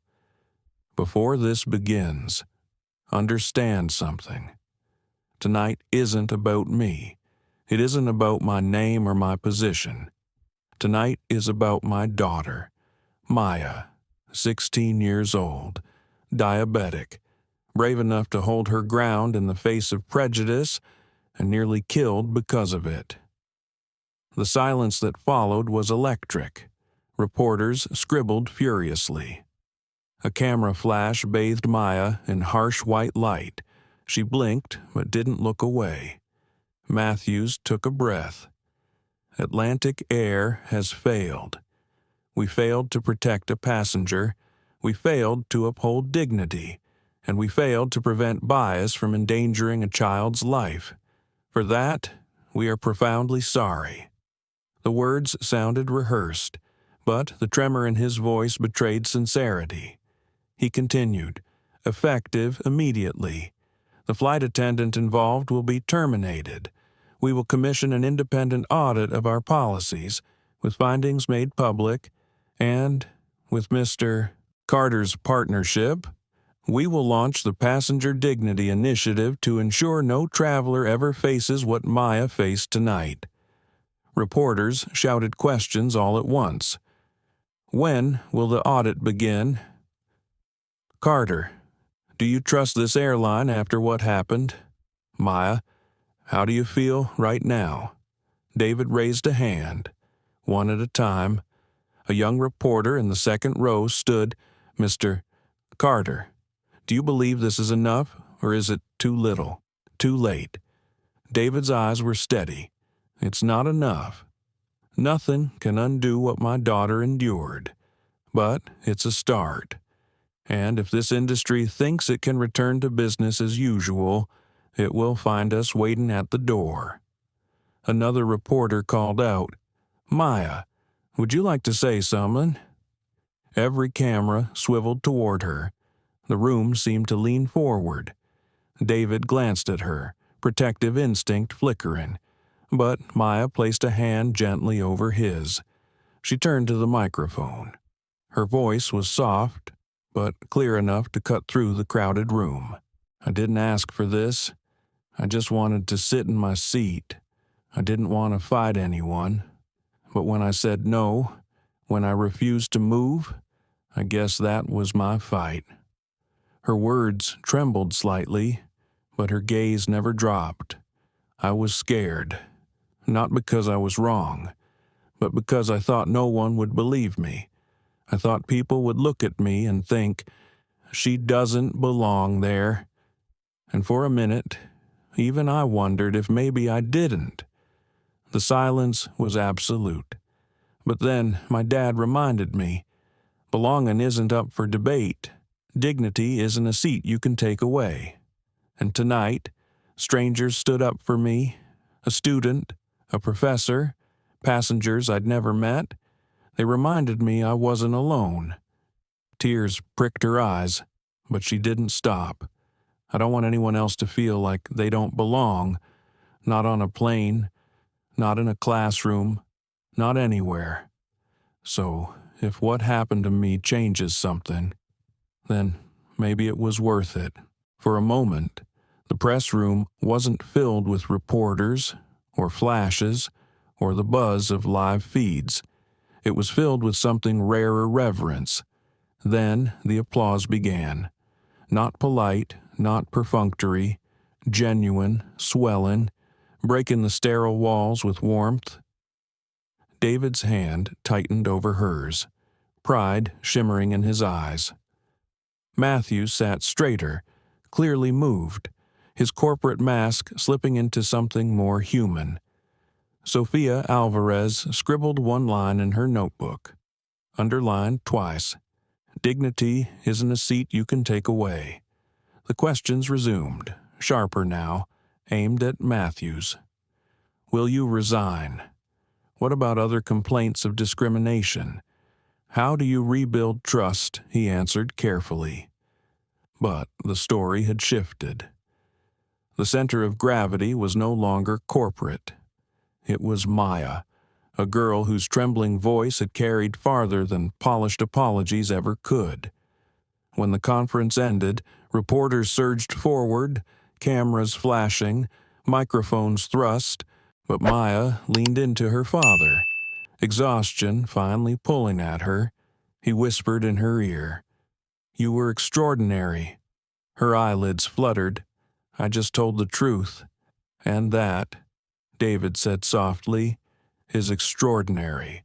By the next morning, the story was everywhere.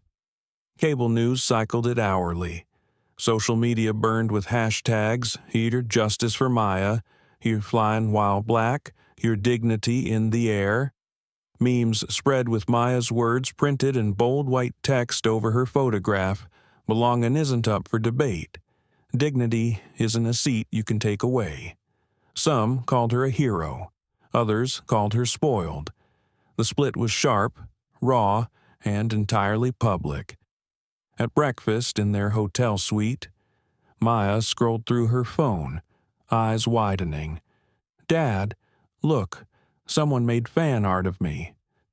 She held up the screen. A digital sketch showed her standing tall in the airplane aisle, backpack slung over her shoulder, boarding pass in hand. The caption read, "She stood her ground." David smiled softly. "People see you, Maya. That matters." But a second later, another notification buzzed.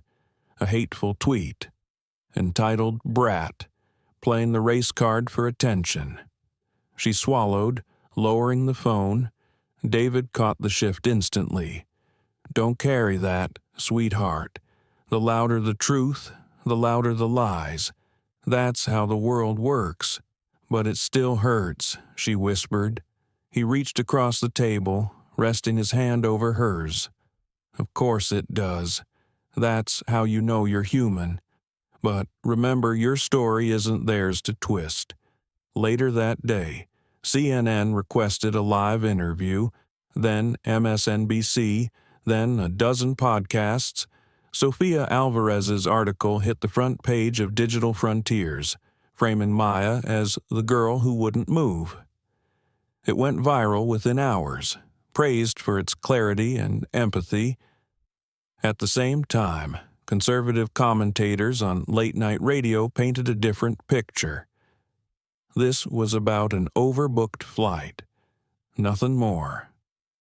Now the billionaire dad is milking it. David listened to one clip in silence, jaw tight. Maya noticed. "You don't have to listen to them," she said. "I do," he replied quietly. "If we want to change the world, we have to know what we're up against." That evening, the Carter family walked outside their hotel to find a crowd gathered. Protesters held signs, "We fly with Maya," "Dignity in the skies." Strangers chanted her name. Maya froze, overwhelmed.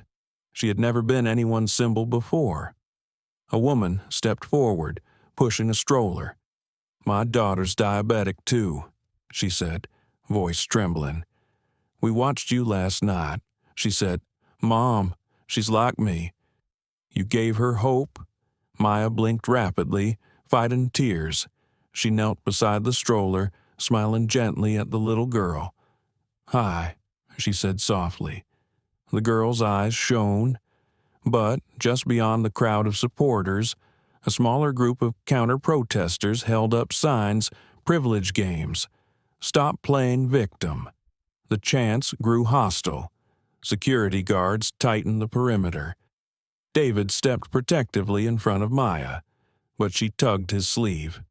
"It's okay. Let's go back inside."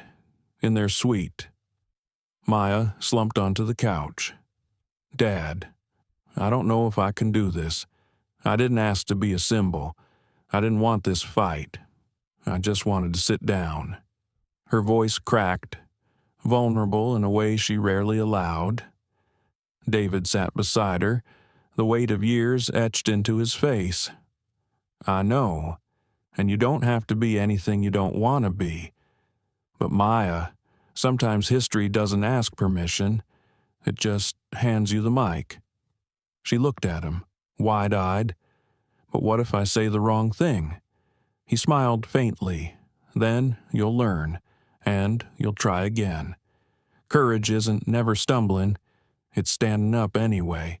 That night, alone in her room, Maya opened her journal. She wrote one line, "If dignity is a seat, then I'll never give mine away again." The next morning, Newspapers carried new headlines: Billionaire David Carter challenges airlines, dignity isn't optional. Editorial boards debated systemic bias in air travel. Advocacy groups called for hearings before Congress. Atlantic Air scrambled to keep up. Gerald Matthews announced a full suspension of first-class upgrades until a new system could be implemented. The union representing flight attendants demanded training reforms. And still, the story grew. Maya's school emailed, "We'd like you to speak at our upcoming assembly." Her local church called the congregation, "Wants to hear your testimony." An advocacy foundation reached out. "We want to feature Maya as the face of equitable travel rights." Each request piled onto her shoulders, heavy as stone. In the quiet of the evening, she confessed to her father, "I'm afraid. Not of them. Not anymore. But of being crushed under all this." David listened, eyes soft. "You're allowed to be afraid, but you're not alone. You have me, your mother's memory, and everyone who believes in you. Let the weight spread across us all. It doesn't have to crush you." For a long moment, Maya rested her head on his shoulder. Outside, sirens wailed faintly in the city night. Inside, there was only their breathing, steady, together. By midnight, Sofia Alvarez's article had surpassed 1 million shares. Her closing words echoed across timelines. This was never just about a seat. It was about who gets questioned when they sit down, and who is believed when they speak up. Maya read the words once, then twice. She whispered them aloud. And for the first time since boarding Flight 782, she felt not just fear, but a flicker of something stronger: resolve. The summons arrived less than a week later. A letter embossed with the seal of the United States Senate, Mr. David Carter and Ms. Maya Carter are requested to testify before the Committee on Transportation and Civil Rights. Maya stared at it in disbelief. "They want me to testify in front of senators." David nodded slowly. "Yes, they want to hear directly from the people who lived it." Her throat tightened. She imagined a room full of cameras, microphones, politicians waiting for her words. What if I freeze? What if I make everything worse? David placed a hand on her shoulder. "Maya, you've already spoken truth in harder places. A Senate chamber is just another room. And remember, you won't be alone." The morning of the hearing, the Capitol loomed above them, marble columns gleaming in the winter sun. Maya clutched her backpack strap tighter, insulin case inside like an anchor. Reporters swarmed the steps, microphones raised, cameras flashed as the Carters walked up together. Inside, the committee chamber buzzed with anticipation, wooden desks arranged in a semicircle, senators murmuring, aides shuffling papers. At the center, 2 chairs waited for them, a single microphone each. The chairwoman, Senator Elaine Morrison, struck her gavel. "This hearing will come to order. We are here to examine allegations of discrimination and passenger mistreatment aboard Atlantic Air Flight 782. We thank Mr. Carter and Ms. Carter for appearing." David adjusted his tie, his presence steady, but Maya felt her palms dampen. She inhaled slowly, remembering her father's words, "Another room, just another room." Senator Morrison began with David. "Mr. Carter, you are CEO of Carter Technologies." "Correct, yes," he replied evenly. "And yet you appeared on that flight simply as a father, traveling with your daughter." "That's right. Titles didn't matter when my child's dignity was on the line." The chamber stirred. His words landed clean, undeniable. Then Morrison turned. Ms. Carter, can you tell us, in your own words, what happened that day Maya swallowed? The microphone seemed enormous, but she straightened, voice trembling only at first. Boarded with a ticket for seat 2A. A woman was sitting there and refused to move. When I asked for help, the flight attendant suggested I go to the back instead. Even after verifying my ticket, they still treated me like I didn't belong. My medical supplies were taken from my bag without permission. I was questioned about my illness in front of strangers. Her voice steadied, gaining strength. All I wanted was the seat I paid for. But I was treated like I was in the wrong place, like I couldn't possibly belong in first class because of who I am. The room fell silent. Even the clicking of reporters' keyboards slowed. A senator cleared his throat. Ms. Carter, do you believe race played a role? Maya hesitated, then answered with quiet conviction, yes. If I looked different, I don't think it would have happened. Gasps rippled through the chamber. The statement was simple, but it cut to the bone. David watched his daughter with pride swelling in his chest. She wasn't just recounting facts, she was naming truths. Senator Howard, older and skeptical, leaned forward.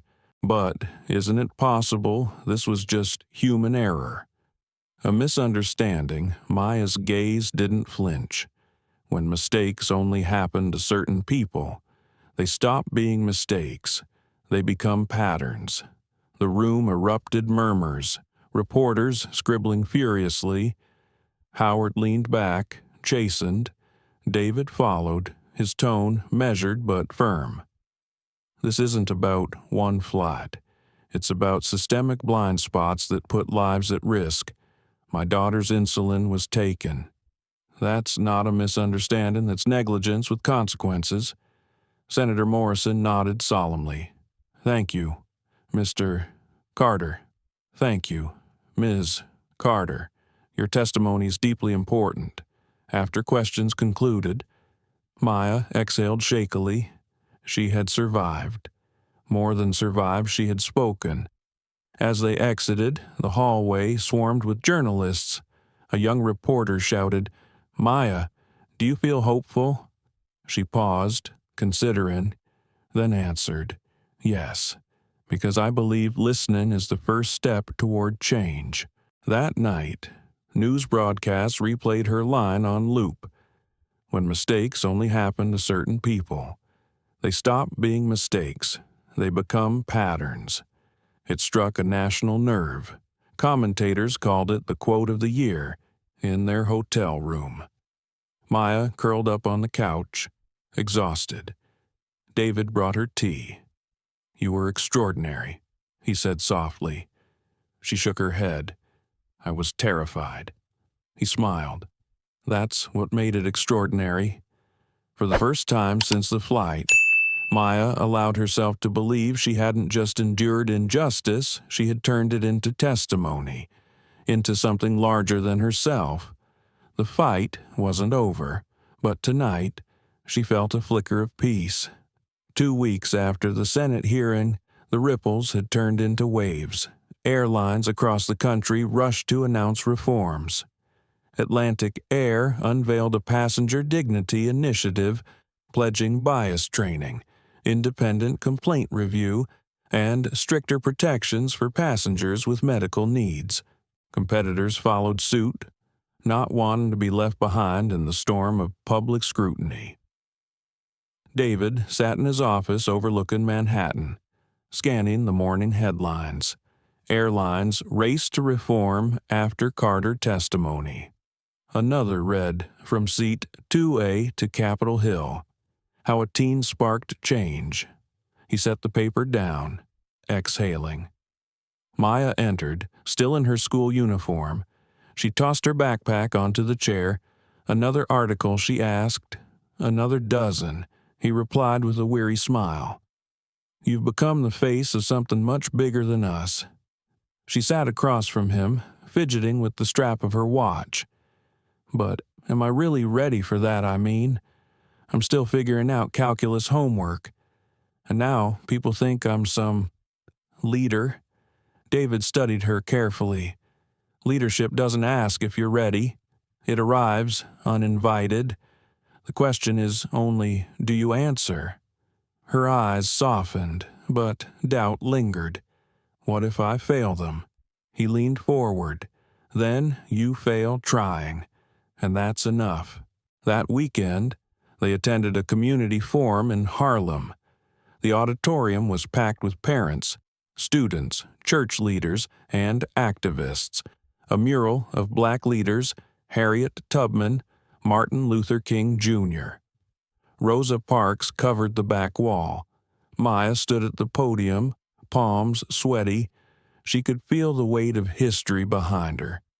I'm not here as an activist, she began, voice steadying. I'm here as a girl who just wanted to sit in her seat. What happened to me shouldn't have happened to anyone, but it did, and because of that, I have a choice. I can stay silent, or I can speak. Applause swelled, filling the room like a wave. Afterward, a grandmother approached, cane tapping softly against the floor. I rode buses in Montgomery in 1961, she said, eyes glistening. What you did. It's the same fight, different seat, same dignity. Maya blinked rapidly, moved beyond words. She hugged the woman tightly, breathing in the faint scent of lavender. But not everyone was supportive.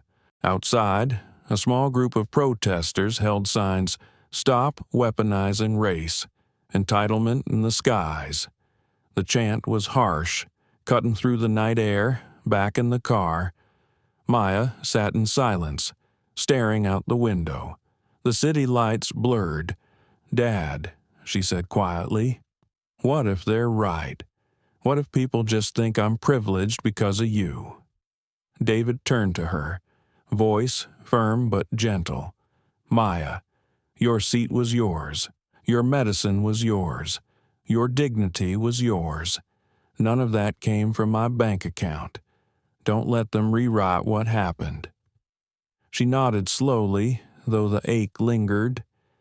Meanwhile, behind the scenes, real shifts began. The Department of Transportation launched an investigation into discrimination in air travel. Airlines braced for lawsuits. Training programs rolled out nationwide. And still, Maya found herself pulled into the current. She was invited to sit on an advisory board for the new reforms. Journalists requested follow-ups. Students from across the country emailed her, sharing their own stories of bias.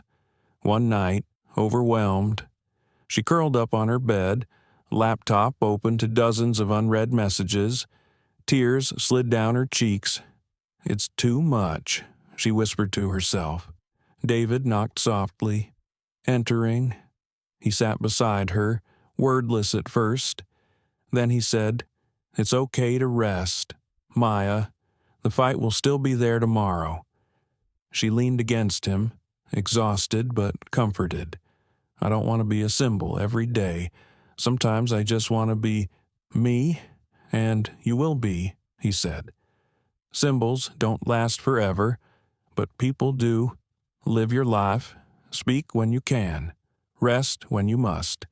That balance, that's how movements survive." Weeks later, Maya was invited to speak at a national conference on civil rights in Chicago. The stage lights were hot, the ballroom filled with lawyers, activists, and community leaders. She began softly. "When I boarded Flight 782, I wasn't thinking about history. I wasn't thinking about justice. I was thinking about my blood sugar and my seat. But history doesn't wait for us to be ready. It puts us in the aisle and asks, will you move or will you stay?"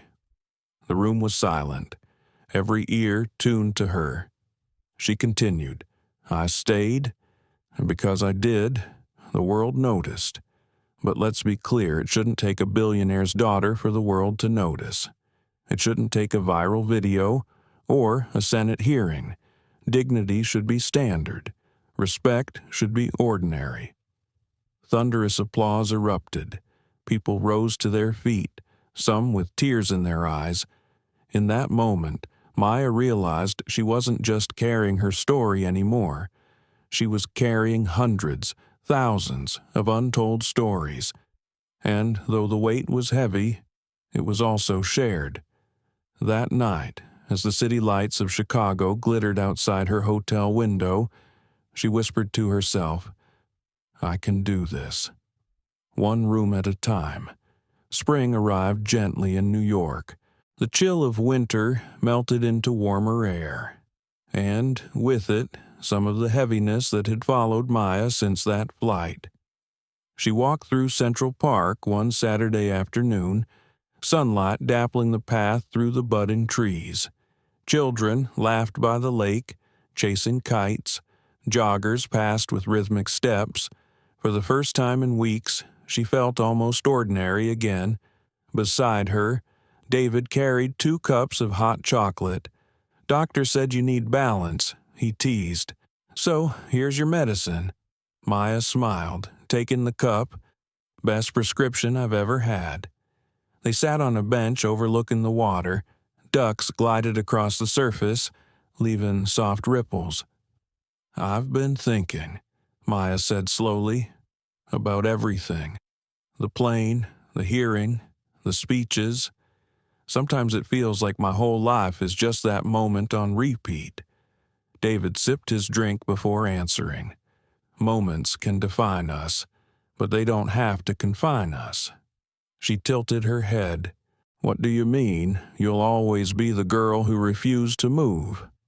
But you're also the girl who sketches in her notebook, who loves jazz, who dreams about college. Don't let the world forget all the other parts."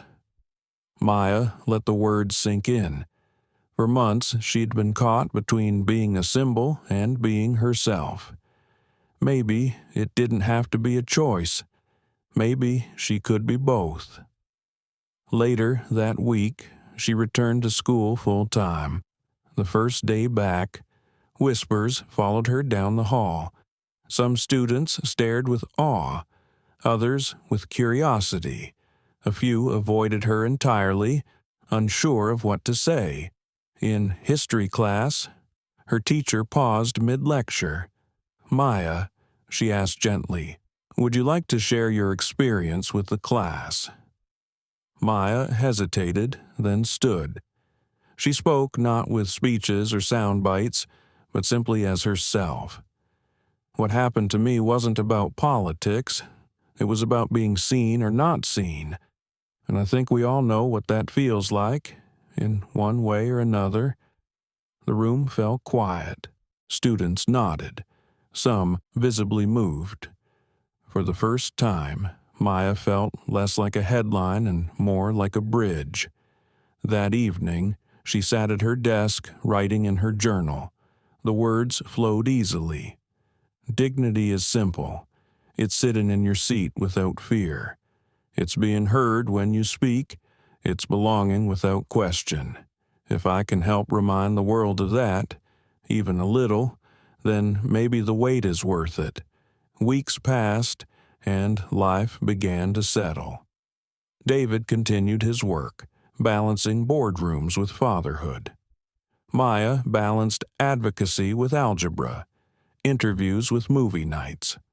One Sunday morning, they attended church. During the service, the pastor spoke of courage. "Courage isn't always loud," he said. "Sometimes it's the quiet act of staying put, of holding ground when the world tells you to move." Maya felt tears prick her eyes. She reached for her father's hand, and he squeezed it gently. Afterward, a young girl approached shyly. "Are you?" "Maya Carter." Maya knelt to meet her gaze. "Yes." The girl bit her lip. "I'm scared to speak up sometimes. But you weren't. How did you do it?" Maya thought for a moment. Then she smiled softly. "I was scared too. I just didn't let the fear decide for me." The girl's eyes widened. "I think I can do that." Maya hugged her. "I know you can." As they walked home, David said quietly, "That's it, Maya. That's the work. Not the headlines, not the cameras. Just moments like that." She nodded, and for the first time, the weight on her shoulders felt lighter, shared. Months later, she boarded a plane again, this time bound for Los Angeles for a youth leadership summit. As she settled into her seat, 2A once again, a flight attendant approached with a warm smile. "Ms. Carter, we just want you to know we're honored to have you with us. And if there's anything you need, please let us know." Maya blinked, touched. She glanced at her father, who smiled knowingly. As the plane lifted into the sky, she opened her journal to a fresh page. She wrote, "I am Maya Carter. I'm 16. I am black. I am diabetic. I am a daughter, a student, a friend. I'm more than a headline, more than a symbol. But if my story helps one person feel they belong, then it's a story worth telling." She closed the journal, looked out the window at the clouds below, and breathed deeply. The journey had begun with a seat, but it was never just about the seat. It was about the truth that dignity, once claimed, could ripple outward, changing cabins, changing laws, changing lives. And somewhere deep inside, Maya knew this was only the beginning. The story of Maya and her father reminds us of something timeless. Dignity is not a privilege. It is a birthright. In a world where technology advances daily, the most basic human need to be seen and respected remains unchanged. For older generations, this story echoes memories of times when fairness was not guaranteed, when courage meant risking comfort to claim humanity. Maya's quiet bravery shows that courage doesn't always look like grand gestures. Sometimes it is a teenager refusing to move from her seat. Sometimes it is a father demanding truth over convenience. These are reminders that the choices we make, however small, ripple outward, touching families, communities, and even institutions. For us, the lesson is simple, yet profound. Never underestimate the power of standing firm in truth. Whether it's in defending our health, our values, or the dignity of those we love, our voices still matter. And as long as we keep speaking, change remains possible no matter our age. Thank you so much for joining us on this journey. Stories like Maya's remind us of the power of truth, courage, and compassion. If this touched your heart, please take a moment to like, share, and subscribe to our channel. Together, we can keep these stories alive and keep hope moving forward.